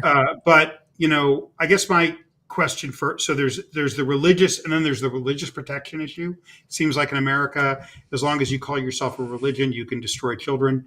And that's included in the California statutes, by the way, that if your religion prevented you from doing the normal parenting, then you can fight that in court. But that's not what Cece's trying to do. She's not hiring a lawyer to get her out of these charges. She's literally like, this is child abuse. I did this. Here's my name and address, and I'm walking into the station to turn myself in. I guess what I'm trying to understand, what I would like to hear from Cece, and I'm not trying to challenge her because I applaud her courage. And I can tell you, just listening to it for the first time, because, in a lot of ways, I feel like I've been begging for it, which doesn't feel very, I don't know, doesn't help my esteem to have to have someone to beg for people to say that my child abuse was okay. It wasn't okay, And again, there's lots of people that get child abused. I don't want to take away from them. This was systemized. Mm-hmm. It was methodical. Mm-hmm. It was institutional. And it's not that we're different or more special than anyone else that went through something. It's just the complete and utter denial by the people that were there that are now out. Right. So I guess the question that I would like to ask Cecilia is, what does she feel that she's done where she thinks she belongs in jail? Like, she doesn't feel like she just deserves a slap in the wrist. She thinks that she deserves to be in jail. What did she do that she thinks she deserves jail time? Okay, Jamie. Mm-hmm. First of all, my name is Cece. Yeah. Okay. I'm sorry. The only time I'm Cecilia is in a police report or when I'm in trouble. I'm not in trouble yet. Okay. Thank you. I will make public via Nora, my community page, whatever, the entire police report. It's all up to anyone's imagination right now, and that's good because there's many parents that were involved in this. Mm-hmm. I would say there's at least 3,000 or 4,000 parents and 1,000 children. I Minimum. estimate more than that. And that's just Los Angeles, guys. That's not all of Scientology. That's just in the Los Angeles area. And I'm talking about children sent from Los Angeles to Denmark. Yes. South Africa, Australia. Yeah, I think that universally, Cece, the conditions your children were exposed to are the same in the UK. They're the same in Australia. They're the same in EU. They're the same in Florida. They're the same in New York. Exactly. And even on the ship, when there were children on the ship with L. Ron in attendance, But Cece, can you give us a specific example of something that you've done where you feel like and again, I'm not trying to get you to... Do I have to get out my neck handkerchief? I would like to know something that you think you've done that all the other parents did where you believe you should be in jail. Because I'm not even at the point. I'm not even looking for parents to go to jail. I would just like the people that were in it, that were adults at the time, that are out of it, because we're now adults, this generation ahead of us, to admit something happened to us. I'd be happy that was maybe different or more special than what happened to them, where they had some choice in the matter. I'd be happy with that. But you're saying you need to go to jail. And so I'm just trying to wrap my head around what you think you need to go to jail for. I mean, it's a sincere question. Yeah, I know you're wanting specifics, but let me tell you something. 2 of my children, one of them killed themselves, and the other one just finished dying of terminal cancer that nobody caught until it was in 8 different places of her body. So those are just 2 things that have happened. But let me give you an idea. I think it boils down to not listening, and I'll tell you why. I knew a lady one time that her girl was also developmentally delayed like my daughter that just died. Her name was, I think, Louise Hamry. She was like the MA at AOLA for a long time. She had a daughter, I think, named Katie. And one day that daughter started telling her that she had a penny in her nose. And it was years but one day I got a text message from Louise that she took her daughter finally to a doctor who pulled out the penny out of her nose that had been there for 4 years. Her daughter had been telling her there was a penny in her nose. And Louise, because of that buffer that I'm talking about, could not hear her daughter. Mm-hmm. It's just, it's horrible, Jamie. I have a question for you and a question I'd like Nora to answer the same Mm-hmm. question. Based on what you just said, Cece, here we are as adults, and you have the baby boomers who are now ahead of us, and they're looking back at us and saying, hey, there's no more kids in there. You're adults now. Get over it. Okay. And my question for you is, do you think now that we're all adults, that the fact that these parents still won't listen to us, this is a first, what you're doing. Maybe what Spanky said on Going Clear was an admission. But Mm-hmm. what you're doing really is a first. Do you feel that these older generations still kind of not quite listening, belittling us, saying we're the same as them? Do you think that could affect our mental health, our sanity now? Absolutely. How? 100%. 100%. How? It's like, have you ever heard the stories of what it's like when they put one of these prisoners of war in isolation, even for just 10 days? Talk about putting your son or your daughter in isolation for what? 40 years? 30 years? And they still don't talk to you. Now they don't just not talk to you. They say they don't talk to you. They send you a text and say, I'm sorry, I won't talk to you till you do A to E. I I guess don't know. that's how it feels. I mean, it's interesting, Nora. I'd love for you to comment on it. I guess that's maybe how it feels. So we're interesting word that you use, isolation. It feels Mm-hmm. isolating, And again, one of the reasons I'm here, because I don't really like doing these things, okay, and being public. Honestly, I mean, I'm That's doing not your other, jam, Jamie. I know that. yeah, I'm doing other stuff, and I like doing stuff from my other stuff. I don't really like digging up my child torture, and even admitting that it happened to me. It's humiliating, and I'm basically having to talk about this like powerlessness. But one of the reasons why I'm here, and Cece had reached out to me, and it meant something to me because she was an adult when I was a kid, right? Like, so, Right. that is, I feel like I'm doing pretty well. I'm not doing as poorly as some of the kids that I was in the red brick building with or at the fountain with. I'm doing pretty well, right? So when I speak out like this, I feel like I'm doing it from a point of view where I'm not just bitching about my life. You know what I mean? I'm doing it from somewhat of a position of strength.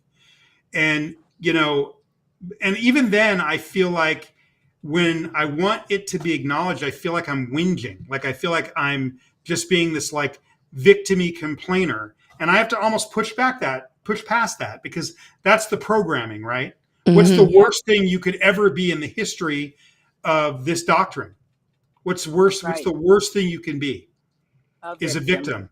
I mean, the hardest thing that I ever came in terms of my own mental health and ever going to like seek any sort of therapy or help was, in order for me to do that, it probably took me 2 decades to admit that I'd been victimized. Yeah. Because Yeah. we're programmed not to be like, there's nothing worse. It's better to be a pedophile than a victim. I Yeah. mean, it's Yeah. hard for people to listen. The people listening do not believe that, maybe, but it's actually true. In the hollows of the inner core of this thing, it's better to be Miriam's father than a victim. You're less. Maybe Correct. You're Nora could more take of a person. Ray. You're more of a person. So it's hard. I'm pushing against myself to do it, but Yeah. I guess Cece answered that question. I'd like your take, Nora, Sure. on like why is it that these baby boomers, these people that went through this, that are out now and against it, them not acknowledging what this is, seeing what this is, listening to us about this, what this was, talking about their culpability, because you talked about the org brats, they just walked right by us, clamoring for their auditing, slobbering over their courses, while we were wandering around in like tatters, with slobber across the street.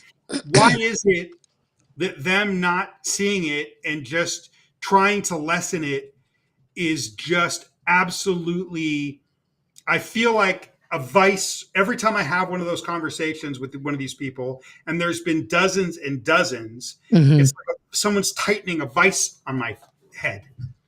And, and then I mean, you're not wrong, Jamie. You're not wrong. It is physical reaction that I get in those things as well. Trying to, have this like circular conversation, right? The problem is that it goes back to the very beginning of what we were talking about, right? Is that for most parents of us, of the baby boomer generation who brought this first and sometimes second gen group of people into being, right? They, I don't know. It is partially generational. There are, and listen, I always get like a bunch of boomers in my comments that are like, I've never treated my kids. Like, I get that. We're not talking about all boomers. It just like all Gen Xers aren't one thing and all millennials aren't one thing.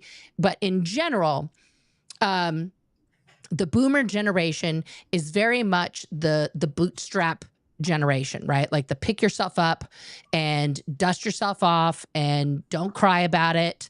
And just in general, that's how they were brought up. Like rub some dirt in it and keep going, kind of a situation. And that might be why I'm still alive, Nora. It could, probably. I mean, well, it's very much a survival generation. And then you have our generation, Jamie, Gen X, which was very much, even outside of Scientology, neglected in so many ways. We are considered the latchkey generation, where we were raising ourselves. Our parents were either working 2 jobs or just were absentee in some other way. We were very much taking care of ourselves from a very, very young age. And even the Scientology that Cece, my mom, your mom, Liz's mom, everybody's mom was experiencing during the late 60s, early 70s, that time period was completely different, as Cece experienced when she took that break in 96 and came back in 2005 to get auditing. It was not the same bag of tricks. It's Scientology, but it is, by the time 2005 rolled around, it was completely miscavegeology. That's what we're in right now. Called black Dianetics. Yeah, it's yes. I mean, it's been warped and changed and all this other stuff. But the mental anguish because of our programming as children, the things that we were immersed in, that we were drowned in as children, the viewpoint of ourselves. This is something that I'm like honestly working on in therapy every week, trying to extrapolate myself as a person from all of that stuff. So it is not all of you guys, like Nora, instantly are having to do that. Yes. There's a guy named Selfless Self in the comments, and he just wrote that the reason the baby boomers that are out of it now, that are against it, will not kind of, are just kind of very casual and no big deal about this grinder that these kids were in, which is far beyond just the normal neglect of the Gen X generation. Yeah. He's saying that, he or she, that it's because the people like Cece and the other parents, even though they're against Slimetology now, right, they don't want to admit that they were part of what was done to us. So they just have to pretend. Correct. And water it down. I'm curious what you think of that and what I think. I think that's an accurate take. I think that also, like, look at as an example. Let's look at Cece when she experienced that in 2005. We're now in 2024. We're 19 years later. Okay. She didn't immediately go, well, Scientology's fucked, and what the fuck was I a part of? Right? She took the necessary time, and it is necessary. This is not something that you can just walk away from Scientology and then all of a sudden the next day you're just like, wow, I was in a cult. That's crazy. And like all these epiphanies, it takes and for every person, it takes a different amount of time, right? So, like in therapy and other things, like the number one thing that gets people to start realizing anything about Scientology is ironically kind of the PAB 6 handling. It's like, I got to change my environment. I got to go somewhere else. And as soon as the further away you get from Scientology, from its existence, from its buildings, from its presence, from people saying the language and all this other stuff, the further you remove yourself from that, that is the first thing where you can start, you're observing the real world and you're like living in it. You're watching television and like all these things that you've never done, because Scientology says all those things are bad. That is the first things that you're like, oh, everybody else doesn't think this way. How are they thinking? And if you're curious, right, and you start asking those important questions, like, why do I think this and why do they think that? And ask people what they think about certain things when you're like on the opposite end, it starts the deprogramming process, right? But the more, and this is something that's ironic, like I'm here on this channel, we talk about Scientology, but the more I do it, right, the more I find Scientology vernacular and think coming to the front of my brain where it hadn't been for years, because I had I'm in Oregon. I'm not by any churches. I wasn't doing anything. And as soon as I dipped my feet back in this cesspool, it's all back. It's all like the words, the things, the stuff. And thank God for my wife, who tells me all the time, that's Scientology, babe. That's not a real thing. That's not a real word. Because that's part of what keeps you in, is the language, is the routine activities, the conditions, all of those things that we were like doing on autopilot because we were hypnotized in this thing. So in terms of reclaiming yourself, that is a huge undertaking. It is not a one-step undertaking. Many things have helped me with that. Therapy has helped me with that. Antidepressants have helped me with that. Getting the SGB shots helped me tremendously, because then I was able, for the first time, to talk about Scientology without it being like a fucking tsunami on me in a therapeutic situation. Like I've trained myself to be sort of just poof for the camera, because I'm doing a show. And so like, I can't just be a fucking puddle on the ground while I'm talking about Scientology, like the things I do that after we're done here, I'm going to go take a nap, but like to do like self-care. But like what you were saying earlier, Jamie, it's like self-care, gross. Like we would have never in a billion million years taken time for ourselves to do anything if we don't feel good, if we're in some sort of physical pain, like a migraine, a headache. We just keep going. You just keep going. You have to show up. You have to do these things. And now we're learning, oh, I don't have to do that. I can say, I'm hurting. I don't feel good. This is bad. This is not, I'm not liking this. And it's okay. Like just those tiny things are enormous to be able to like, have some autonomy over your own life and feelings and stuff like that. It's new. Based on what you're saying, I have a question I'd like to ask Cece. Go for it. Okay. What's one of the things that's really interesting to me, and I'd like her take on this, is how many people get out of this thing, this particular doctrine that we're talking about here, and hate it. And they're 20 years out of it. They're 10 years out of it. They're 30 years out of it. And they still act and treat people like they're in it. Mm-hmm. Like if there's two things we've been taught to do, and I'm sure I do this too. I'm always looking for my blind spots. If there's two things we're taught to do, it's to fight and disconnect. We know how to never talk to somebody again, and we know how to do battle with each other. And we're very comfortable doing battle because conflict to get the product is okay, right? And then you have, people like when I see somebody like a Chris Shelton, and I'm going to call him out only because of what he said about Miriam, calling her a POS because she was not grateful. And this is all leading into a question that's a specific example for a question for Cece. Okay. Mm-hmm. Is you have this guy, he calls her that. And the big beef with this guy is that she's a POS because the aftermath helped her. Okay. And so I don't see it that way as a second gen. I see it as, I don't even call me, as a person who was born in to the mothership, to the meat grinder, to the machine.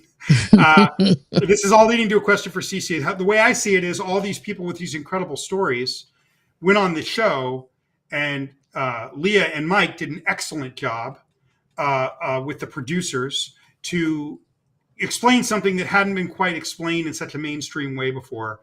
But they were, and then they won an Emmy and did well, which Right. I want them to make all the money in the world for doing what they did. And I want Yes. them to be praised for what they did. But it is not them that helped the people. It sure was helpful and cathartic, but they also lent their stories to these people for free. That's how I see it. So Oh, yeah. I talked to the cop that was there that day. He does not have the point of view that Mike Rinder has, that his memory of that, even though I'm very grateful to Mike Rinder for doing that show and the Tampa Bay Times. And I'm not trying to call these people out. You know, I'm saying that Miriam needs to determine whether she was helped by someone. You don't help someone and then go, you're going to be obedient to me for the rest of your life because I helped you, unless you're who? The Church of Scientology. Correct. Okay? Right. So when you see the aftermath having the vibe, like, we let you on the show, we helped you, shut the fuck up. We helped you. Right. You, Sina, got treated very differently than Miriam after that. She got attacked. Miriam didn't. So I'm sure it was harder for her. Yeah. Right. Like, I've talked to my various friends that went on that show. It wasn't necessarily, I guess what I'm asking is the way Chris Shelton was talking, like Miriam should be grateful for the help. When I don't see it that way at all, that to me sounds like the Church of Scientology. Even if she did feel like she was helped, it's up to me to determine if I feel like I was helped. Right. Other than that, it's just me going on a TV show.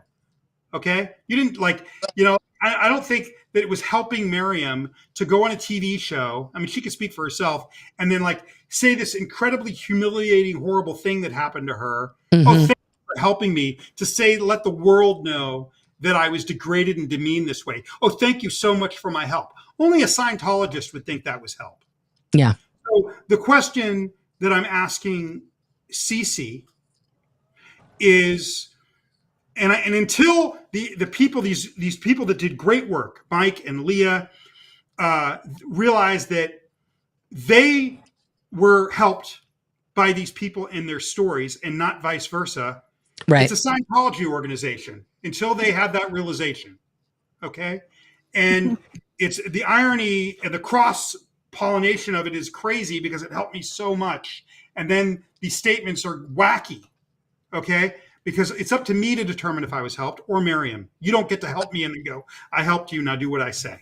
Or I helped you, now be grateful and lick up what I give you and have my point of view because I helped you. It's not like that. I do not necessarily think it was helpful. They should always charge for their services at the beginning, not I never thought it was afterwards. I mean, I've never asked Miriam this. I don't know that it was helpful for her to go on that show. I don't. Okay.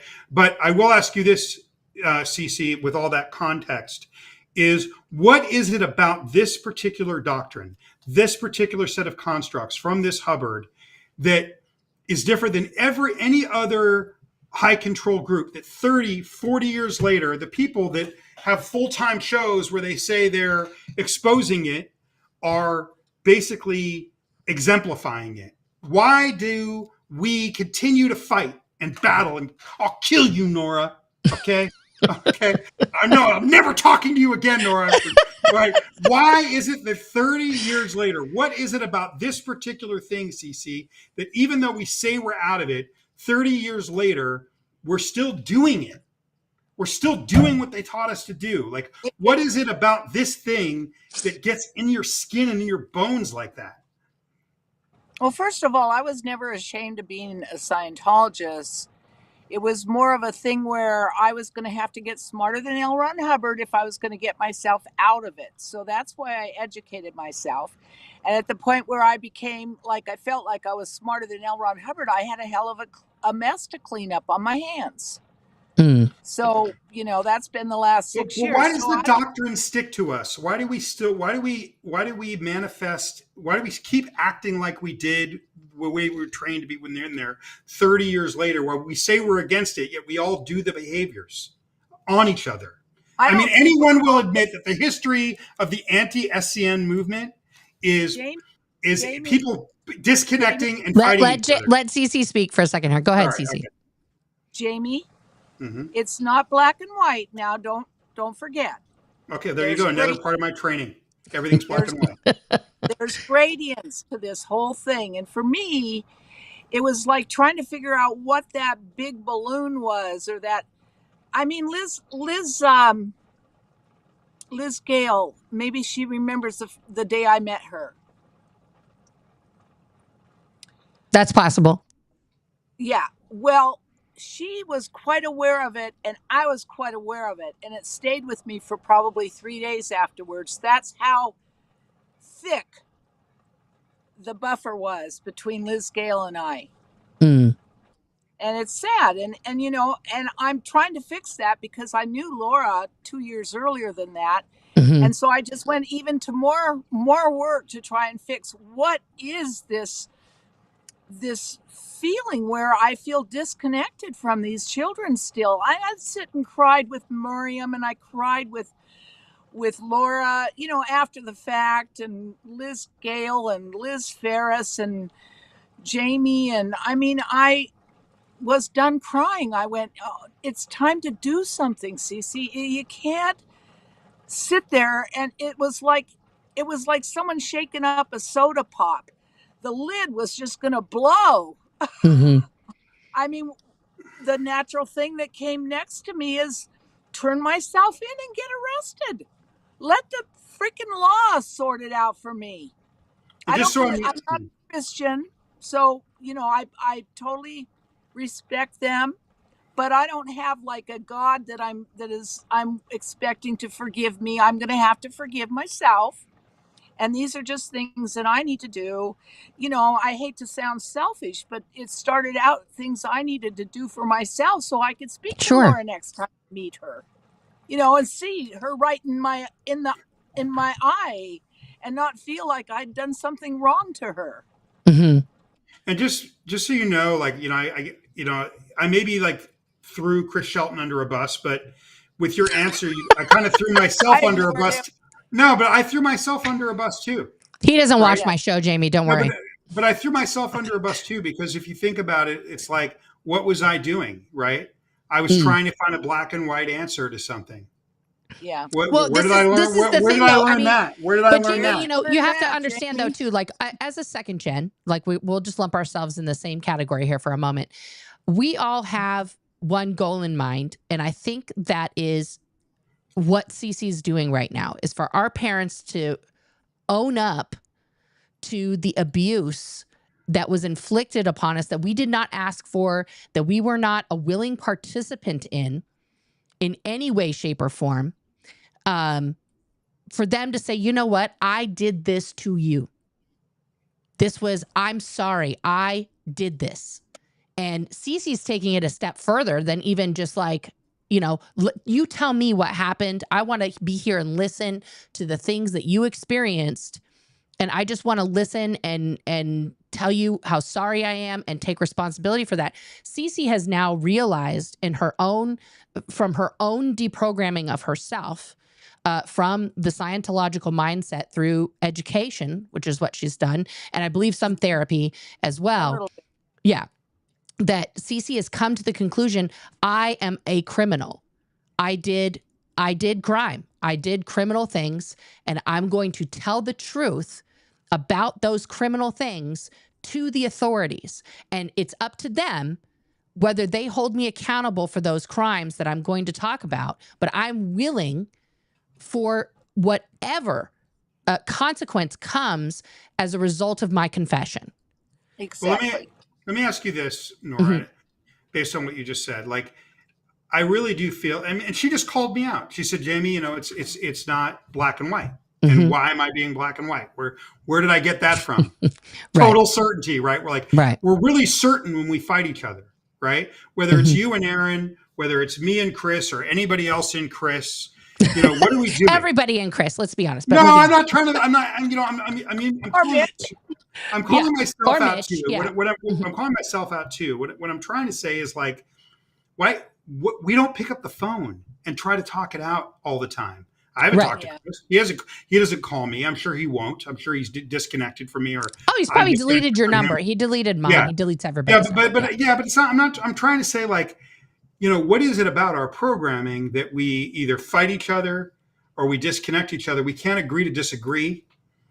We're very certain when we are engaged in one of these online battles about what we experienced or what our beef is.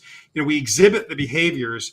Outside of this thing, when I have lots of people that I disagree with, and we just kind of like, hey man, I disagree with you, love you, but somehow with this thing, it's black and white.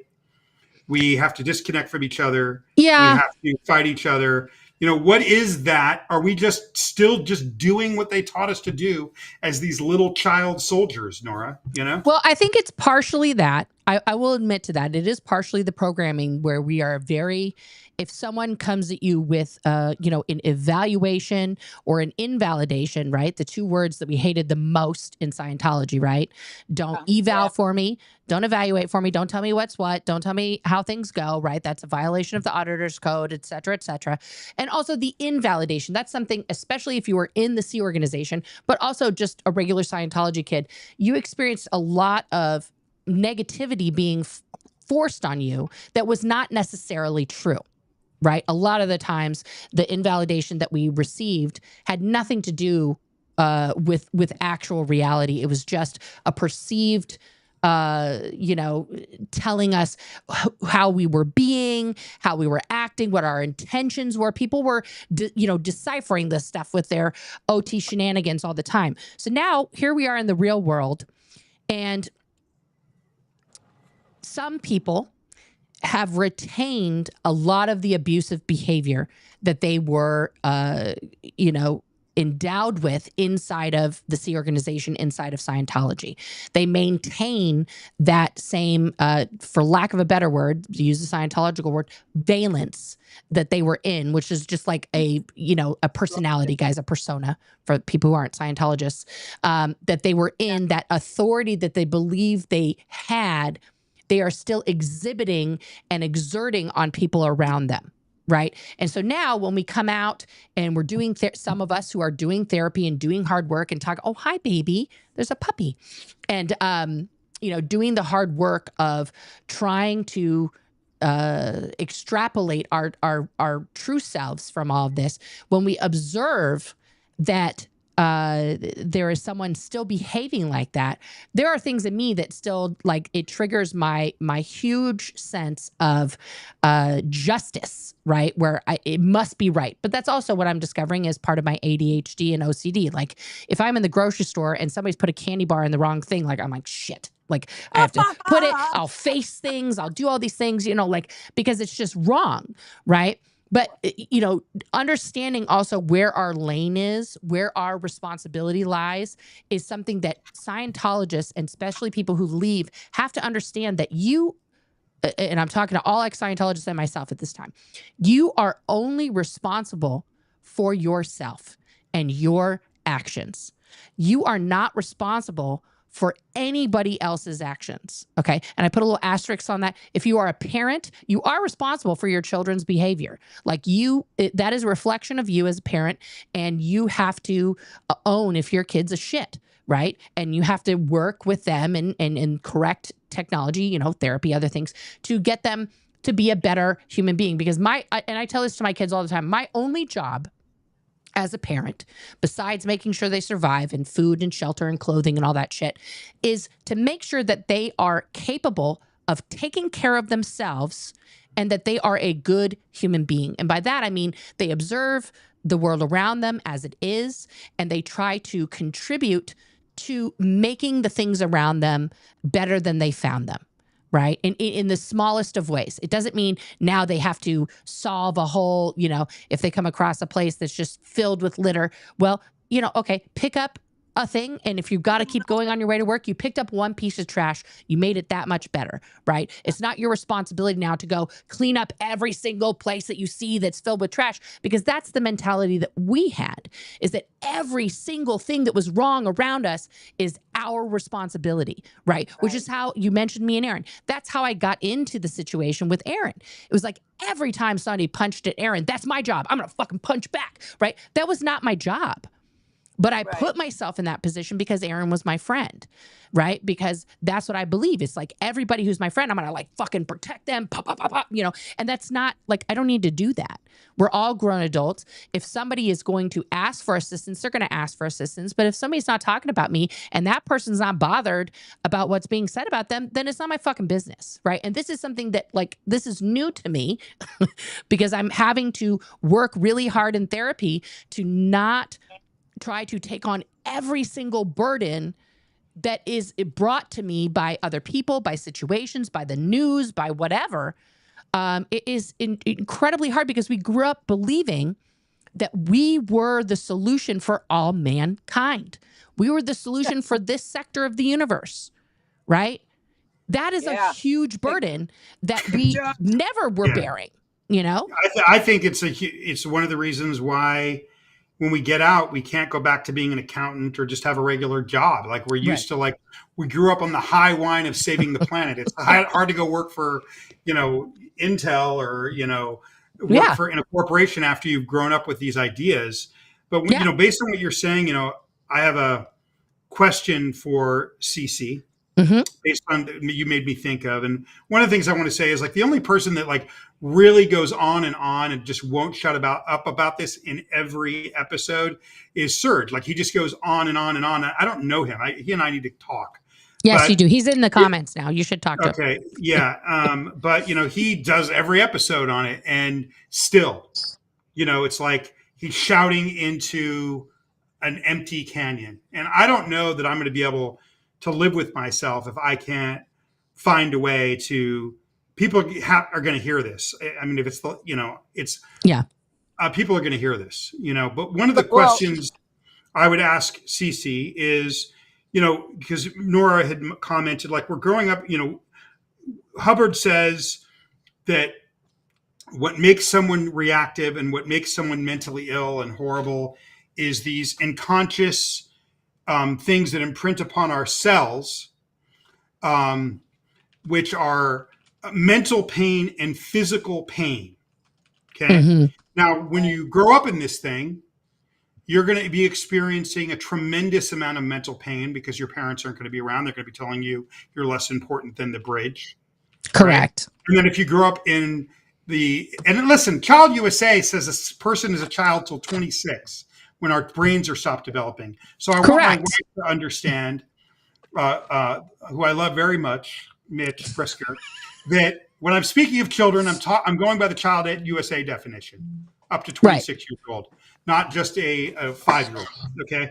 Right. But I guess the question that I would ask Cece is if she ever thought about the fact that Hubbard is saying, okay, what causes you to be crazy and causes you to not be a fallen god anymore is because you've experienced is pain and unconsciousness is what aberrates you and makes you less. Physical pain and mental pain. Mm-hmm. And then when you're inside the environment, Cece, did you ever think, or since you've been out, that all that environment does is cause psychological terror and physical pain? It causes you to be psychotic. I know, but what I'm saying is the dichotomy of like, or just the hypocrisy. Well, if you want to get better, we have to cure your physical pain through auditing, and we have to cure your mental pain through auditing. Then what is it like to be inside there? Is it mentally painful? Is it physically painful? Like, isn't he 24 hours a day through the Sea Org, the RPF, the decks, the threat, the conditions, the judgment, causing the same pain that he says only his shit can fix? Have you ever thought about that, Cece? Like, what do you think of that?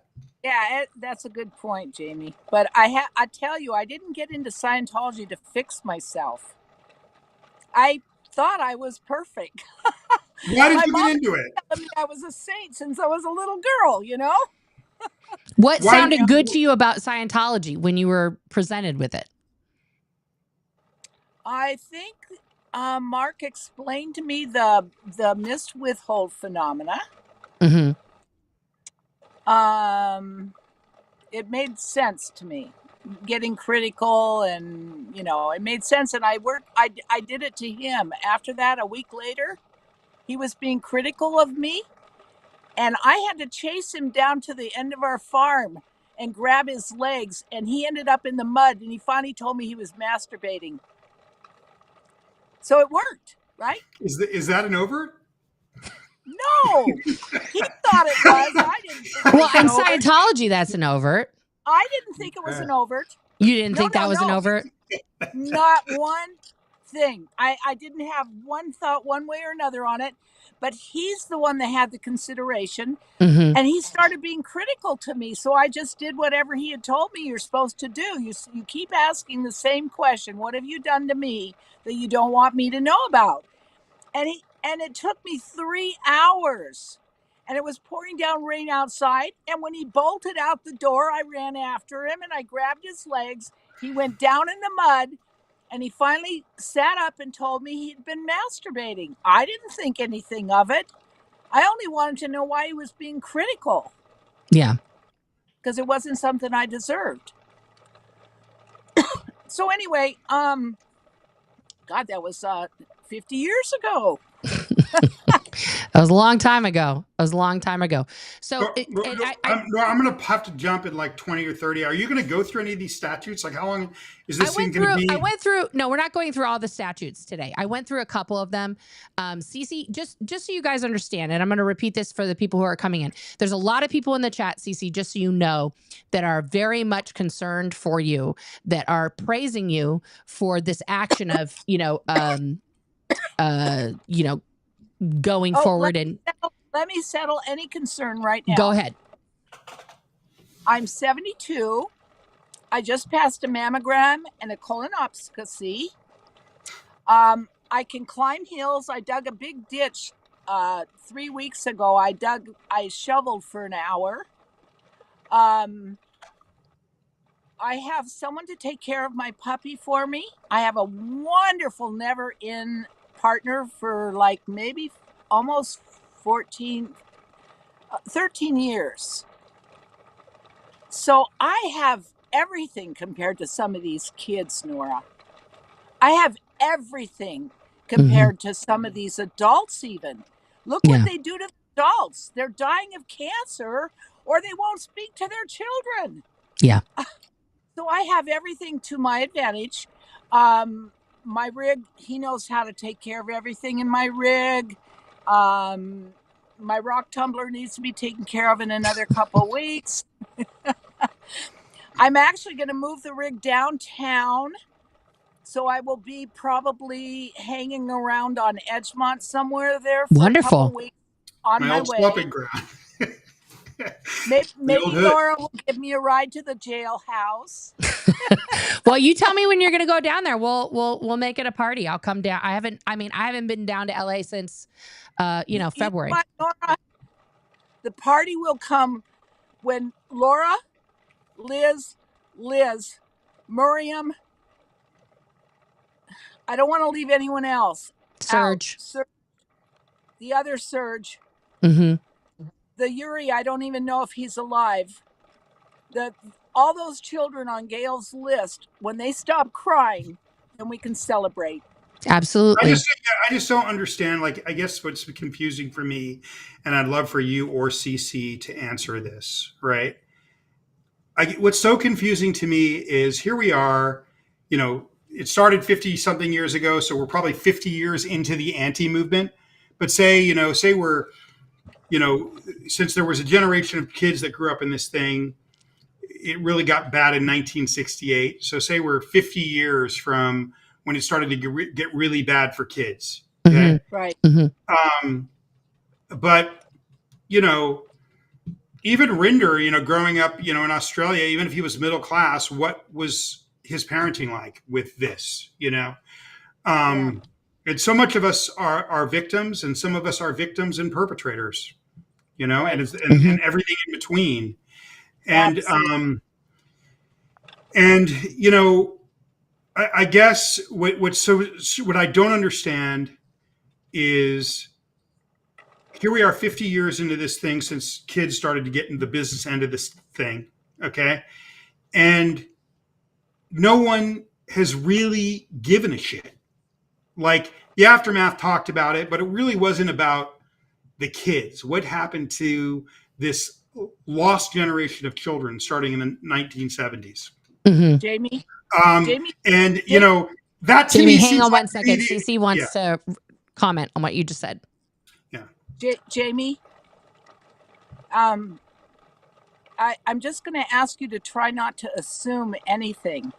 There may be 1,000 parents out there crying at night because what they have experienced raising a child in Scientology, and they now regret it. All I'm saying is that we've had numerous dozens and dozens of books. We've had TV shows, incredible documentary in Going Clear, the astonishing work of the Aftermath show, right? But to me, if you were to look at some movement that did some harm, the first and most important thing you would look at is what did this thing do to the kids? Then we'd get to all the other stuff.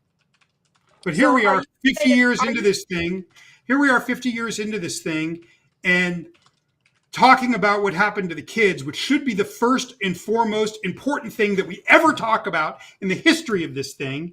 We're just getting to it 50 years later, and it's still like, yeah, that's part of it. But yeah, you guys sit over there. You're adults now, so shut the fuck up.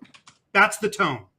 50 years later, it should have been the first thing that we were talking about for 50. You know, that's the part that confuses me, is why after 50 years we still can't talk about what happened to these kids. It is a no man's land. Do not go there. Shut the fuck up. We're just like you. If we're a baby boomer that left, there's other things to talk about. Let's talk about what the auditing does. Let's talk about what the TRs does. Let's talk. Don't. Okay, yeah, you were kids. We're just like you. Now shut up. It's 50 years later, and that should have been the first thing that we talked about. And it should just be that we. Sorry, I'm getting upset. It's It okay. should Take a just breath. be Take a that breath, we. Jamie. To take a breath. It should just. Why can't we do something on a television show, a movie, 10 books, where Yeah. it's like, what happened to this multi lost generations of children in Australia, in Los Angeles, in Florida, South in Africa? South Africa, in Well, I England? mean, and here's the thing, though, Jamie, and Okay. I want to acknowledge your anger because it's correct. It's not incorrect. I get that, and this is something that should infuriate Shouldn't it everybody. be the first topic? No, Why I is agree. it? This is why. This is why But what Serge is the Delmar barrier? has Why been is on that not the point. most important thing? Like, No, I know. right, I agree. you know, a This is ship is sinking. Let's put on the women and children, but right. no one will talk about the children. We're No, 50 years in. I know. Why? Why, Nora? Why is Because that a here's lot? the thing: we have to understand two major things. Okay, No, children abuse, child neglect, all of these I'm not. things, right? Is not just a Scientological problem in this country, in Australia, in South Africa, in England, in all the places that Scientology exists.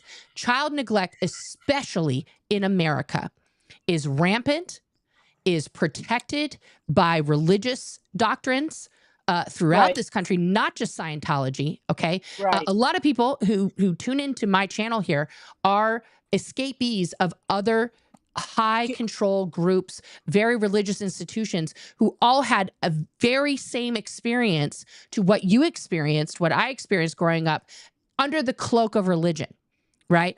And so part of the problem is that children Jamie. in Jamie has to general, go.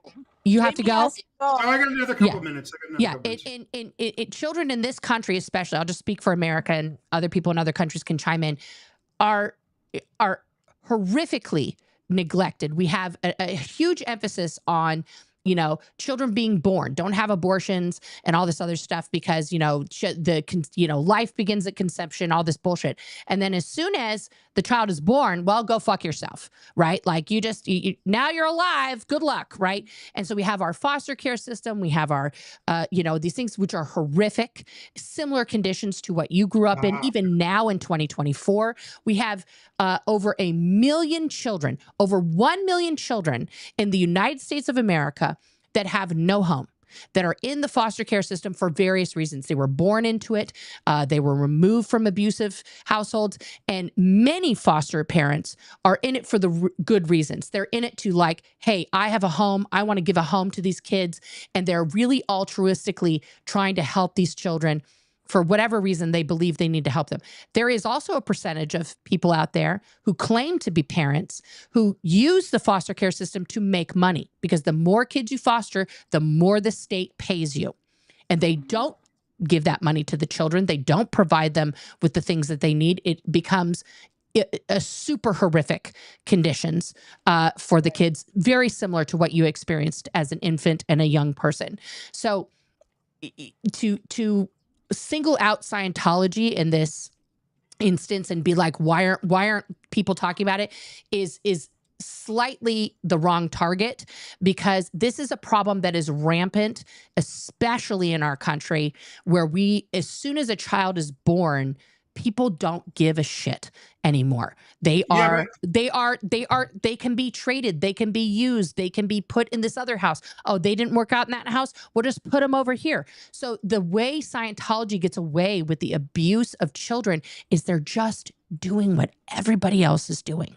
They're just doing the same shit, but in an evil way, because now you have the bad conditions physically, but you also put the cherry on top of that shit cake of an indoctrination where the kids are made to feel that they, are bad for just existing because they're not really kids. I guess, what I realized in listening to you, I think you're right. I'd love to know what Cece thinks about that. And this is why it's so important what Cece's doing and why she's here today, and her being the first person ever to do this in 50 years. There's been one today. And the difference is, and when I hear you, Nora, and I'd love for Cece to comment on this and why what you're doing with this interview is so important, or this panel, is until today, no person that chose it has ever said the severity of what it is, to where they feel like they need to turn them into criminals. So I think maybe why it's so hurtful to me, and I was thinking this when listening to you, or just so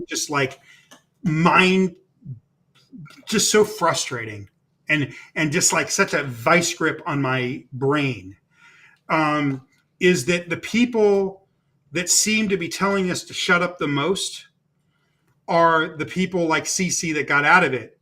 They're not doing what Cece's doing. They're telling us to shut up. They're telling us we're just like them. And I think it's because they're supposed to be our allies, and they're the ones telling us to get over it and shut up, and they're just like M, which is completely crazy. Like, it needs to be documented what happened before we're all dead. Yes. Right. Okay. Right. And so I think maybe that's what's so important about what Cece's doing, is like, it's because it's like friendly fire. They're supposed to be on our side because they left it and they're against it. But what happened to us? Get over it. It's friendly. It's like being abused again, because we're being told, I hate to use the word gaslit, because we're being told it was no biggie by the people that are saying that are pretending to be our allies, or saying they're our allies. Well, let Cece interject. Go ahead, Cece. Yeah. I went through a period where I felt like I was the victim, and then I felt like my children were the victim because of me, and then I felt like we were both victims. We were all victims, and then I stopped feeling like I was a victim. I started feeling like I can take this experience and I can use it completely to my advantage, not for money or anything, because that's not something I wanted, but to be able to set aside and be happy with my life. I could do this, and if it helps other people, Jamie, that's up to you, and I hope that it does. But for me, it was the natural thing to do. And I was going to tell you this thing about being told, well, you know what, it's been 40, 30 years. Why don't you just grow up and get over it and carry on with your life? That's not how our minds work. Right. It's simply not how our minds don't work that way. And if you're going to do that, as they are doing right now, they're going to get sick.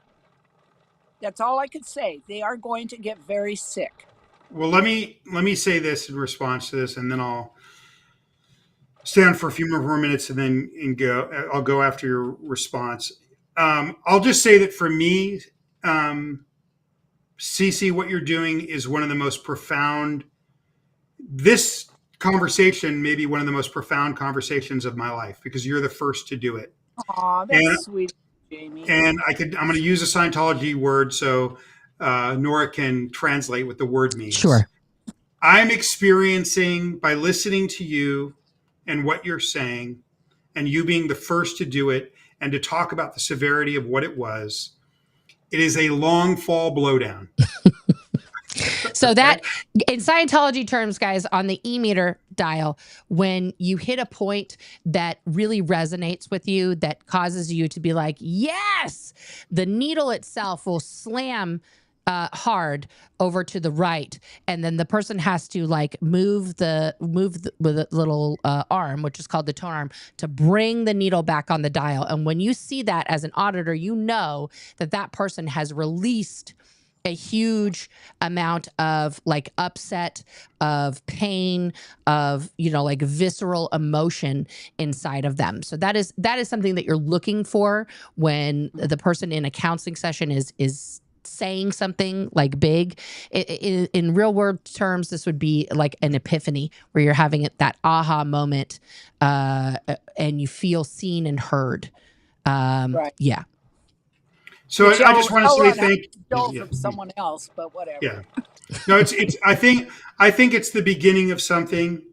And well, you know, it's not the beginning of something because Serge has been beating this drum for years now. Yes. But for you to be the first person to do this, it gives me hope that that this can be heard. It's possible to be heard.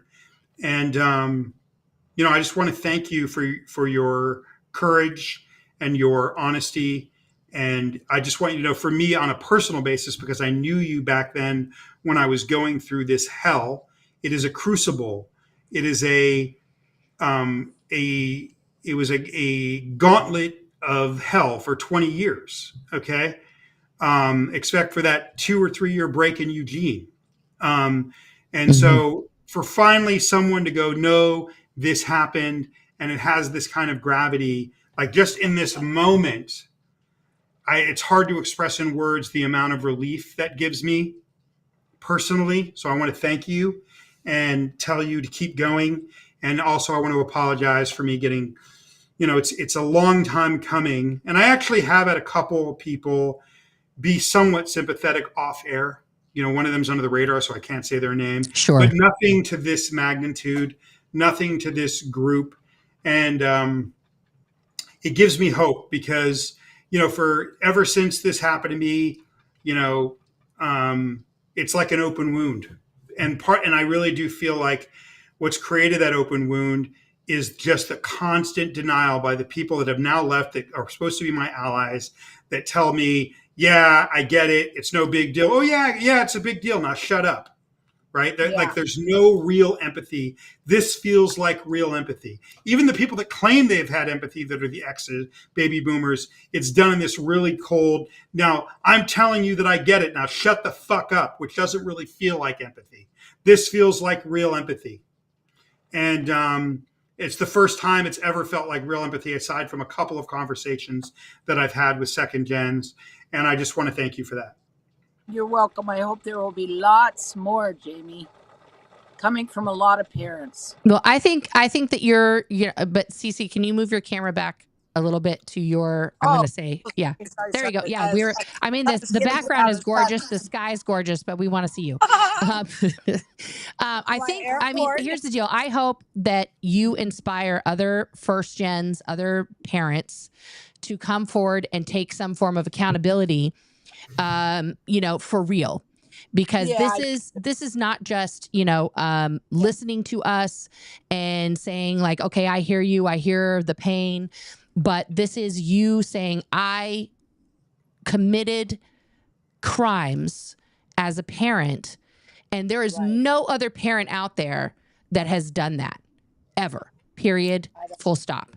So, and we mentioned Serge Delmar. I know he's in the chat, but this is what Serge has been talking about from day one, is that what happened to the kids and what's happening to those children that are inside there. Like Apostate Alex and I did a reaction video to a 12-year-old girl who had just finished her PRF. Yeah, okay. That. And that is child abuse, what that girl went through. The program itself, how she was put into a sauna with adults who are half dressed because it's sauna. All of that is a form of abuse. The indoctrination that she's going through is abuse. Even making her do that speech in a gown, forcing her to articulate these changes in behavior that are ridiculous, and then also to have her believing that she has made her eyesight better, even though she still has to wear her glasses. Like, this is the delulu and the psychosis that starts setting in at such an early age that it will be horrifically hard to deprogram these children. Because like you said, this is a different form of Dianetics and Scientology that's being practiced now. It is, and one day I'll do a whole breakdown of the Black Dianetics bulletin, because there's even L. Ron described how Scientology could be used as an evil weapon if it's reversed. But the truth of the matter is, if you reverse it, if you slap it, flip it, reverse it, it doesn't matter. It's all evil. It's all fucking somebody up. But it can be even used worse, in a worse version, to harm people faster. And I would agree with you to characterize the current form of Dianetics and Scientology being practiced in those, as Serge eloquently puts it, hotels and commercial buildings, is a black evil form of that already evil thing. So this is a huge first step, Cece, and I don't think you're taking it lightly, but go ahead. I saw MD Media did a video a couple days ago, and the lady in front of AOLA was my last auditor. That's wild. 96. See, listen, I gotta go. I just want to. All right, go ahead, Jamie. I want to say one thing before I go, and I hope you guys keep going with this conversation after I go. I feel like it should be 5 hours long, but I just want to say, CC, and I don't want to be melodramatic, but I really feel like it's the first time I felt that wound closed a little bit today, listening to you, and the other day when we talked on the phone, and I really do feel like, if there were 50 of you, 100 of you, that I wouldn't feel like someone was picking at that wound all the time, because that's how it feels. I feel like this thing can't close because the people that were supposed to be looking out for us, that are now supposed to be our allies, are, even when they admit it, they have this really clever way of watering it down as they admit it. And so it's just this constant picking of the wound. And this is like the first day where I've ever felt like maybe that doesn't have to be the rest of my life. So I just want to say thank you. And it means all the world to me, because you were one of the adults during my childhood that was kind of always there as a figure. And so it's not just a random stranger. It's somebody where I grew up. I was there in this hell, this torture chamber with her children. I was there with your kids. I know why they're the way they are. I know why it would happen to them. I know why they did what they did. I know why they got sick. Okay. So it's very personal because it's you being the first. And I just want to, again, say thank you. Well, Jamie, when you got through your education, when you became a successful artist, when you became an author, you didn't just keep on going and ignore those you left behind, Jamie. Well, let's hope. I've got people like Nora agitating me, every day. But I appreciate that, and I wish I could say that I didn't do that and I'll go now out of some sort of bravery or something.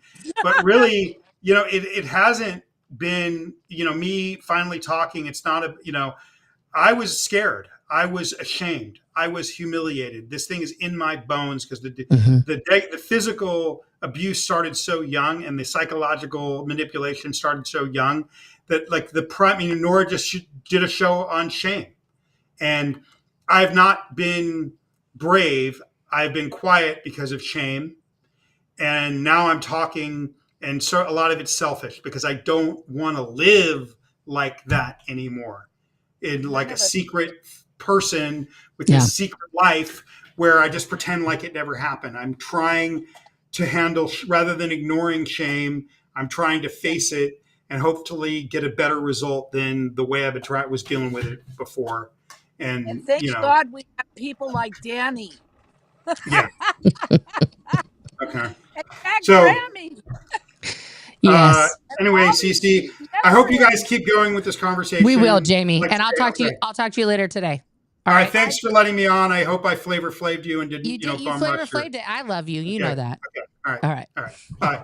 Bye. Bye. Oh, I cut him off. He said bye. So I'm gonna fix these windows here real quick. All right, well, Cece. So what? Let me ask you. Let me ask you this question, Cece.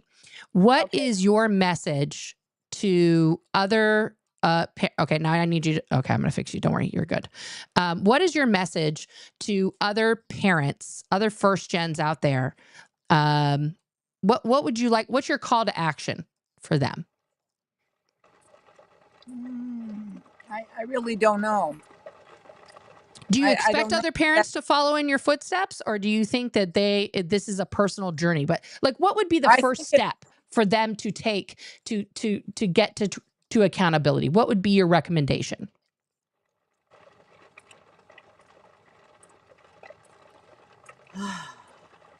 I don't know. I mean, everybody has a different path. I mean, they could start by educating themselves, maybe listen to Serge, maybe listen to Jamie, maybe listen to Laura, maybe listen to Liz, and all these children that are talking. I mean, it cannot be ignored. It just cannot be ignored. Now, when Michael Rinder, instead of answering Miriam's questions, when he instead got a lawyer to answer the questions for him, that was the end of Mike Rinder for me. I just went, I can't spend any more time on this person. He doesn't get it. So you know what? It's all a gradient. I might have not gotten it 10 years ago. I might not have not gotten it. I might be out there looking for gold and precious gems in the wilderness, which I love to do. Anyway, thank you, Nora. Oh, Cece, listen, I want to thank you so much.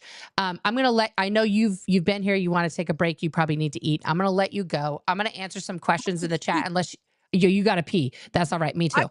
But yeah. So I'm going to let you go. I'm going to answer questions in the chat, and then you and I will speak later. And as you said, once you fill out these police reports and before you go into the police station, I'm going to put that up on my community page so that you guys can all see it and you can follow along. And rest assured, Cece is of sound mind and body. She knows exactly what she's doing in this moment.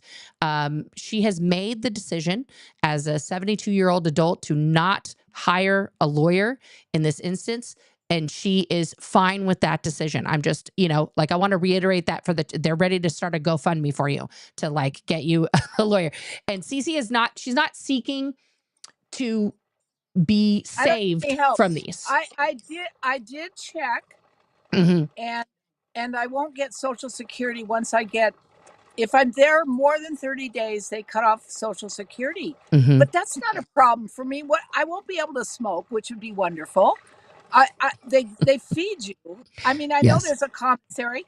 Also, I have a friend that's been in jail for 2 years. So he will help me with the commissary. There you go. He'll be out in February. So I figure maybe February it might just kind of click together where he gets out and I go in, and then he'll help me while I'm in. I can call him on the courtesy telephone. Right. Yeah. Yeah. Okay. Well, Cece, listen, you're brilliant. I'm sure we'll do a follow-up conversation to this later.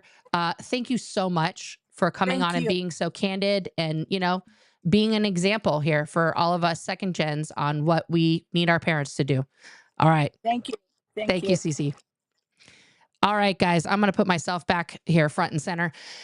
That was, that was amazing to get to talk to Cece. She's a brave, very conscientious woman who is stepping up to the plate in a way that I can say for certain, unless there's somebody else out there that wants to correct me, no other Scientology parent has done at all in this way.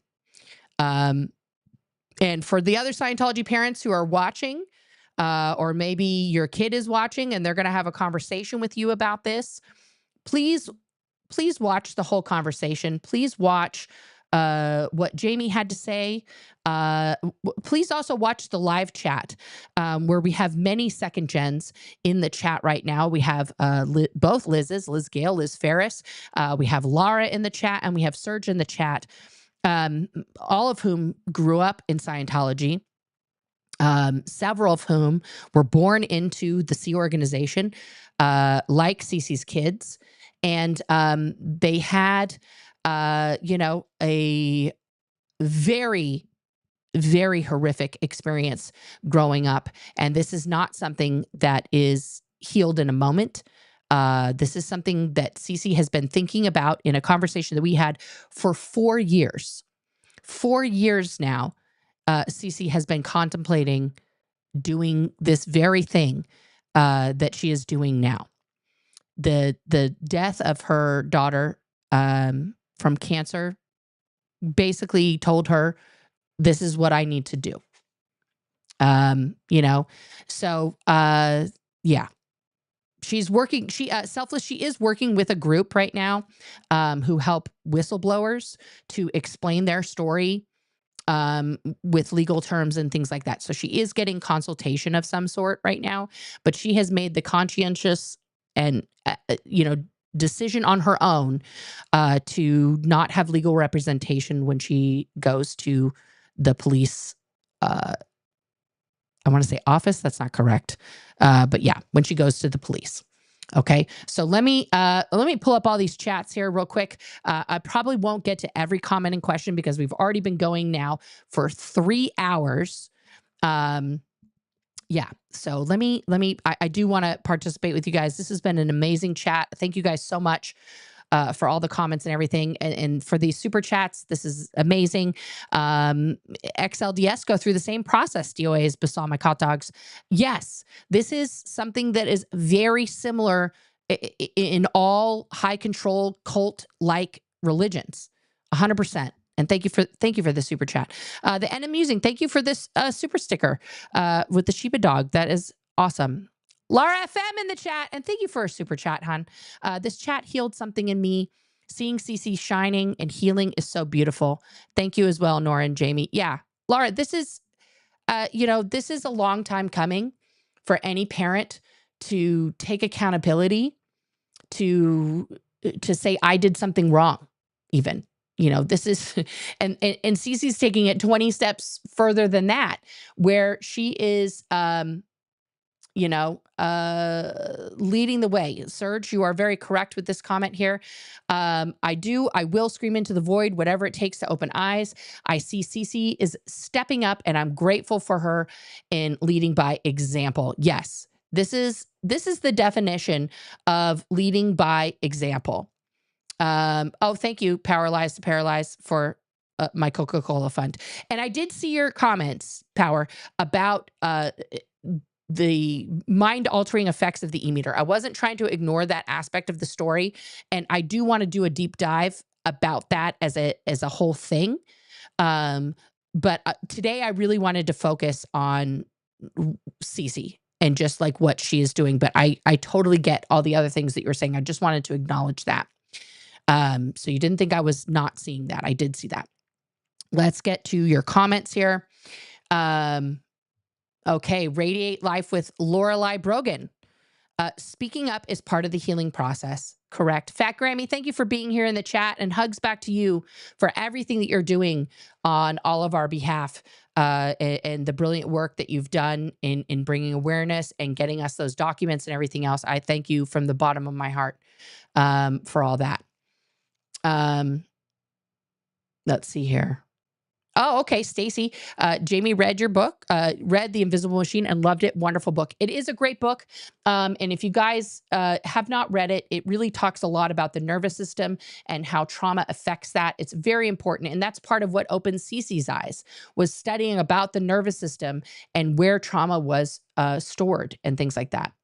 McMeester Toronto, I'm a second gen, out since 1984, and I'm still sorting out what Scientology and my mother did to my mental health. Jamie is exactly right. Correct. Sounds like the kids of Sea Org parents were never a priority, barely an afterthought, more of an inconvenience. LRH tech about kids is nuts. All of that is absolutely true. All of that is absolutely true. Even as a public kid, the LRH child tech was tough to live up to. I was overwhelmed with responsibility I was not ready for. Correct. It's all child abuse. There is no part of it that's like, this part's okay. Like that's, yeah, 100%. Tim Mick, what boggles my mind is how anyone could follow the advice orders of a complete narcissist weirdo with these insane ideas like Elron. He also looked like a pedophile. Yeah, I mean, he was not a good looking guy. He was kind of creepy. So yeah. Heather, I'm glad you're here. Thank you for being here. And I'm glad you caught alive as well. Cute Steffi in the house. Bless you all three. You deserve all the good in the world. Thank you very much. I appreciate that. As do you. As do you. And Shatrine, Cece's so brave. Big hug. Absolutely. Cece, you're a hero for doing this. I pray for the best for you. If you need anything and we can help, please feel free to reach out. And I will, guys, I'm going to forward all this stuff to Cece so she knows the support, but I'll let her know. Is she the first Scientology parent to do this? Yes, Amy. Yes. 100%. Yeah. Let's see here. Lily, New York. Hopefully others will follow suit and do what Cece is doing and stand up for those who are abused by Scientology, both never-ends and those in Scientology. Yes. Yes.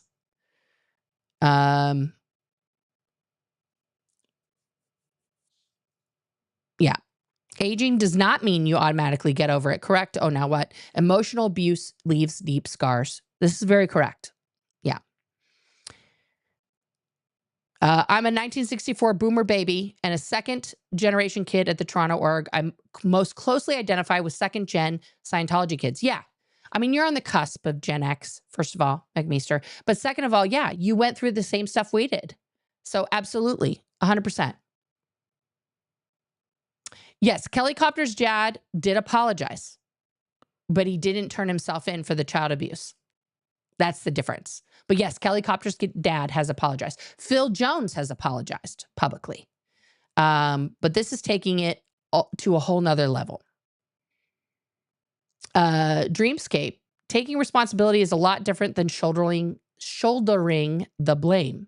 Yes, and that's why Cece's case, she's not trying to take responsibility for all the abuse that every parent ever committed.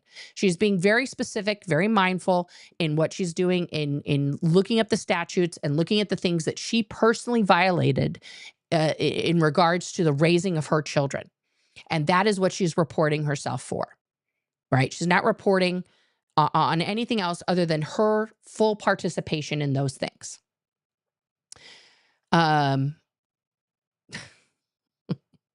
Tim, I agree with your Chris Shelton comment. I'm just going to leave it in the chat there. But yeah. In my opinion, more is caught than is taught. Learning your way out of habitual behavior takes years and years with any trauma. Correct, Fluffer Squirrel. Correct. It is a process. And it's not a linear process either. Oh, now what? Never in Scientology, but raised by a narcissistic mother. It took 60 years to stay away from her, but the mindset she's instilled in me is still a large part of my existence. Yeah. Healing from all these things is a long process. Snotface, thank you for being here. This is one of the best discussions I've heard on this topic yet. Thank you for doing what you're doing, Cece. P.S. Nora is my hero. You're my hero, Snotface. Thank you. Reconnecting in the house. Thank you for being here, Ree. CC modeling responsibility hopefully will be a catalyst for other parents to call out the abusive doctrine that still is damaging children's brains, bodies, and minds. Yes, from your lips to their ears, Ree, because this is something that this is what Serge has been calling out. This is what Laura's been calling out. We need the parents out there. And if you're watching, parents, and at this point, grandparents, we need you to step up to the plate. We need you to stand up and say, I was a part of an abusive cult and we committed horrific acts of child abuse in the name of saving the planet because children were not important. Children did not exist. And we allowed our kids to be neglected and abused so that we could continue our dedication to L. Ron Hubbard and the mission of Scientology rather than raise our children. Like, there's your statement. Just wash, rinse, repeat. Go put it into the public. Go put it to the FBI. Go put it to everywhere. Okay? That's just off the top of my head as a start. Okay? And CC is a boss, dudes, not face. I agree. Yeah. This is the circular logic of Scientology. And the point that Jamie made. Scientology causes so much pain that only they can cure your pain. Correct. It is that circular and that fucked up. This is very true, Amy. Children are given such little value in this country. 100%. And Desert Dog, yes, there was a book written about the Scientology kids in Denmark that sparked a government inquiry. There is hope. We are also going to be using that in our fight here. But Cece coming forward as a parent to say, I did these things is enormous. Okay. Now, do I expect every Scientology parent, ex-Scientology parent, whatever, however you distinguish yourself in this world, to come forward and turn themselves into the police with a police report? No. But I do expect, and I do hope that other Scientology parents will come forward to take responsibility, to talk about the abuse that they did, that they contributed to, and bear witness for those of us who have made it through that abuse in every way possible, through protest, through donation, through talking to the authorities. However that looks, there are many avenues to do that, and you need to start doing it. Oh, no. Guys, everybody got a little hypercritical of Jamie. I just want to say, like, that's unnecessary and unkind and not helpful. Jamie is also a survivor of Scientology, as am I, and has every right to be as angry as he was. The amount of abuse that he survived as a infant, as a toddler, as a young person, most people would not have survived.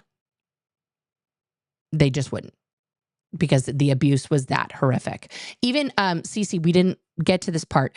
She took her daughter Sarah, who was having a lot of educational and developmental problems as a young child. She took her to see Dr. Megan Shields, okay, as a 2-year-old. Dr. Megan Shields wrote down in her notes, failure to thrive, about a 2-year-old. And then Cece says, what does that mean? She asked, what does that even mean? Failure to thrive. What are you telling me about my kid? Doctor, who was a medical doctor, an actual licensed pediatrician, Megan Shields,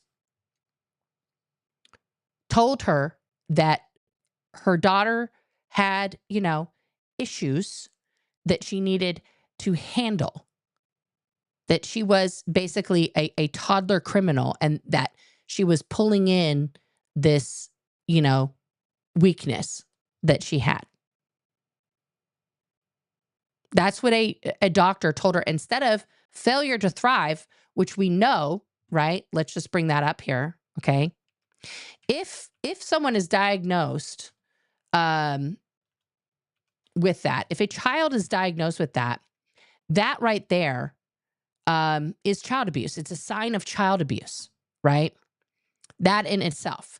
Okay. Failure to thrive is children are diagnosed with failure to thrive when their weight or rate of weight gain is significantly below that of other children of similar age and sex. Okay. The causes of that,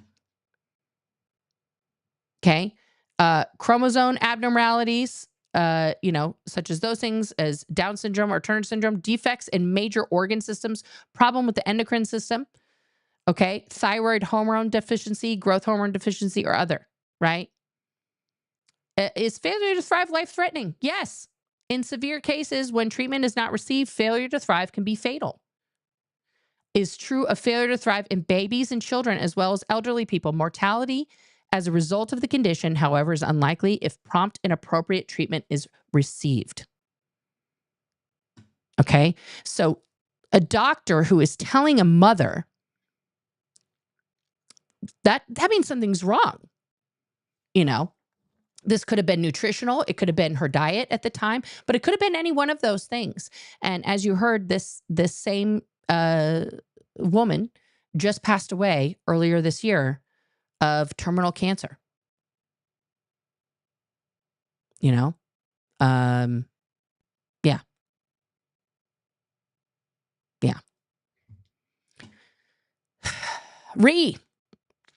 This is the most healing conversation I've witnessed on YouTube. Thank you all for showing it can be done. Well, thank you for being here, Ree.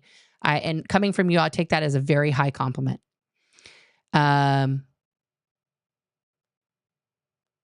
Let's see here. Yes, Tazzy, I agree. Cece does have a lot of emotional intelligence, beautiful and powerful. Absolutely. Yeah. Well, this could be true. Jail is probably better than how the elderly have it in Scientology right now. That's probably true. That's probably true. Sarah Lane sending love, healing light, kind thoughts, and prayers to Cece and all who need this. Well, thank you for that. Thank you for that, Sarah. I appreciate that. Cece will leave this world with guilt off her chest. It's kind of like someone who makes amends after they become sober and being addicted. Yes. Yes. You're worried about my bladder? Me too. Okay, Fat Grammy. Here we go. I put a paper up on a Grubhub that Cece is using to take with her to give to the police. Any parent can use it. Perfect. Perfect. Perfect. Fabian Andel, lots of respect for breaking free. Abuse and narcissism ought to be fought in whatever contexts. Yes. Yes, there are two types of failure to thrive. Correct. Organic and inorganic. Yes, absolutely. Absolutely. But she was told that back in the 80s, and a Scientology doctor didn't give her more nutritional tips or, do any testing. It was just like, well, clearly she's a baby criminal. She's a bad person. And she's just pulling it in from whatever lifetime that she did those bad things. Right.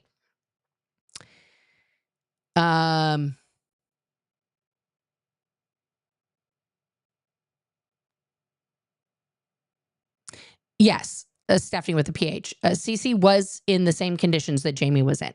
Now, her viewpoint was much different about those conditions because, as she described, her early childhood growing up in Alaska was very rough and tumble. She did not, that seemed kind of fancy to her, these places, even though there were cockroaches and other things. It had plumbing and other stuff that she didn't always have. Okay. Yes. Now, here's the deal about the barley formula. The barley formula was never meant to be a replacement of breastfeeding. It was intended as if you couldn't breastfeed your child or you were having difficulty breastfeeding your child, right? Which can happen with some women. That happened with me with my first son. These gigantic boobies failed me.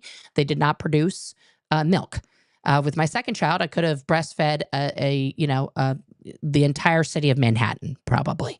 That just happens sometimes. Hormones and things don't line up. You don't understand latching and other things and other stuff. So I did the barley formula with my kids because I wasn't going to use that disgusting regular formula. Ew. And that was a mistake. Turned out my kid had a gluten allergy and it blew him up like a balloon. I mean, not blew him up. He just got real chubby. But he's okay now. He's fine. He's, well, it's good.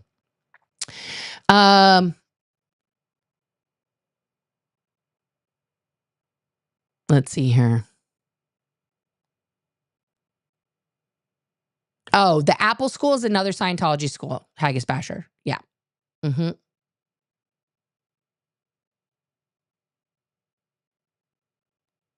Let's see here. Do people call CPS on Scientology parents? No, because Scientologists wouldn't do that to each other. You're not supposed to involve authorities in any conflict that you have with another Scientologist ever, even if it involves their children. Laura,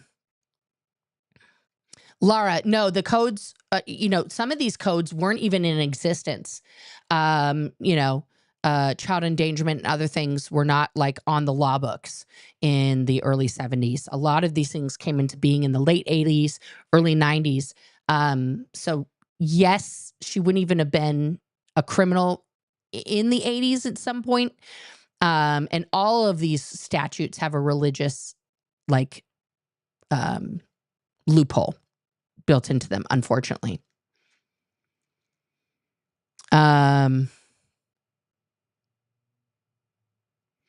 Yeah, she's already given a lot of information to the FBI, and so she's deciding to go directly to the police. And if the police want to forward that to the FBI, then they can. The only kid she's in contact with is Claire. I don't know what Claire thinks about that. Her other son, Jeremy, has disconnected from her, and Sandy is not in contact with her. So, yeah. I don't believe she's naming anyone else's name except for her own, Minion. As far as I know, Carrie, all of her kids are out of the Sea Org now. Mm-hmm. So my understanding here is if, let's say Cece's report is successful and she does go to jail, hypothetical scenario. I'm not a judge. I'm not a jury. I'm not a lawyer. I'm not any of those things. Okay. That would definitely help with things that are happening now.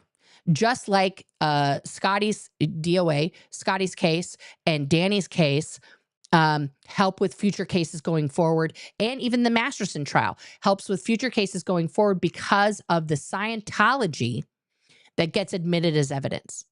And Cece will be speaking to that in her police report as well.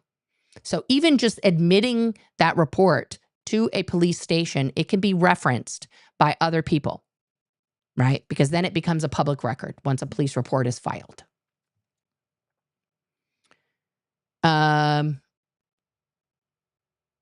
Yeah, Miss Chief. Scientology would say that everything has changed if confronted with Cece's story. No, it is not. Absolutely not. It's all the same. Same. Just go back and look at the video I did with Apostate Alex on his channel. When we reacted to that girl who's 12 years old who just finished a PRF, it's all still happening. It's all the same.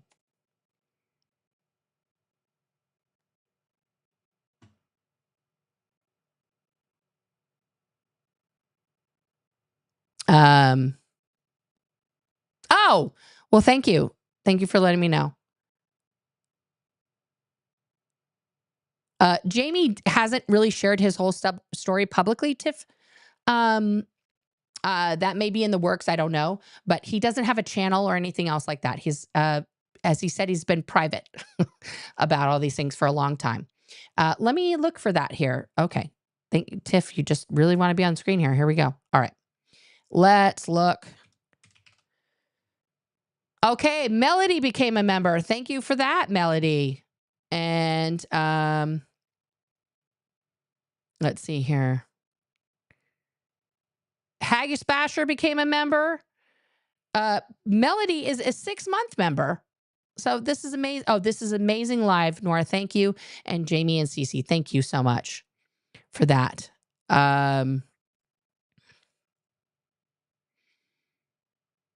Liz Gale. Okay, so Ms. Otter donated 10 Memberships. Holy cannolis. Thank you. Liz Gale was gifted a membership. Holly Lewis was gifted a membership. Heidi Hellman was gifted a membership. B Explorers was gifted a membership. Grouchy Mama Bear gifted a membership. Candace Young, Penny Ritchie, Kitri Princess, and Dina King were all gifted. And I'm sorry, I missed one more. R Esquire was gifted a membership by Ms. Otter. Thank you so much for that. Let me see here. Yes, thank you for the gifted memberships. Guys, this has been an amazing stream. We're now almost 3.5 hours in, so I think it's time for me to say goodbye. Guys, I love you. Thank you for tuning into this. Please, if you know a Scientology parent or an ex-Scientology parent, please have them watch this. Please have them start on their path of understanding what Scientology children have gone through and what Cece has learned as a reformed Scientology parent.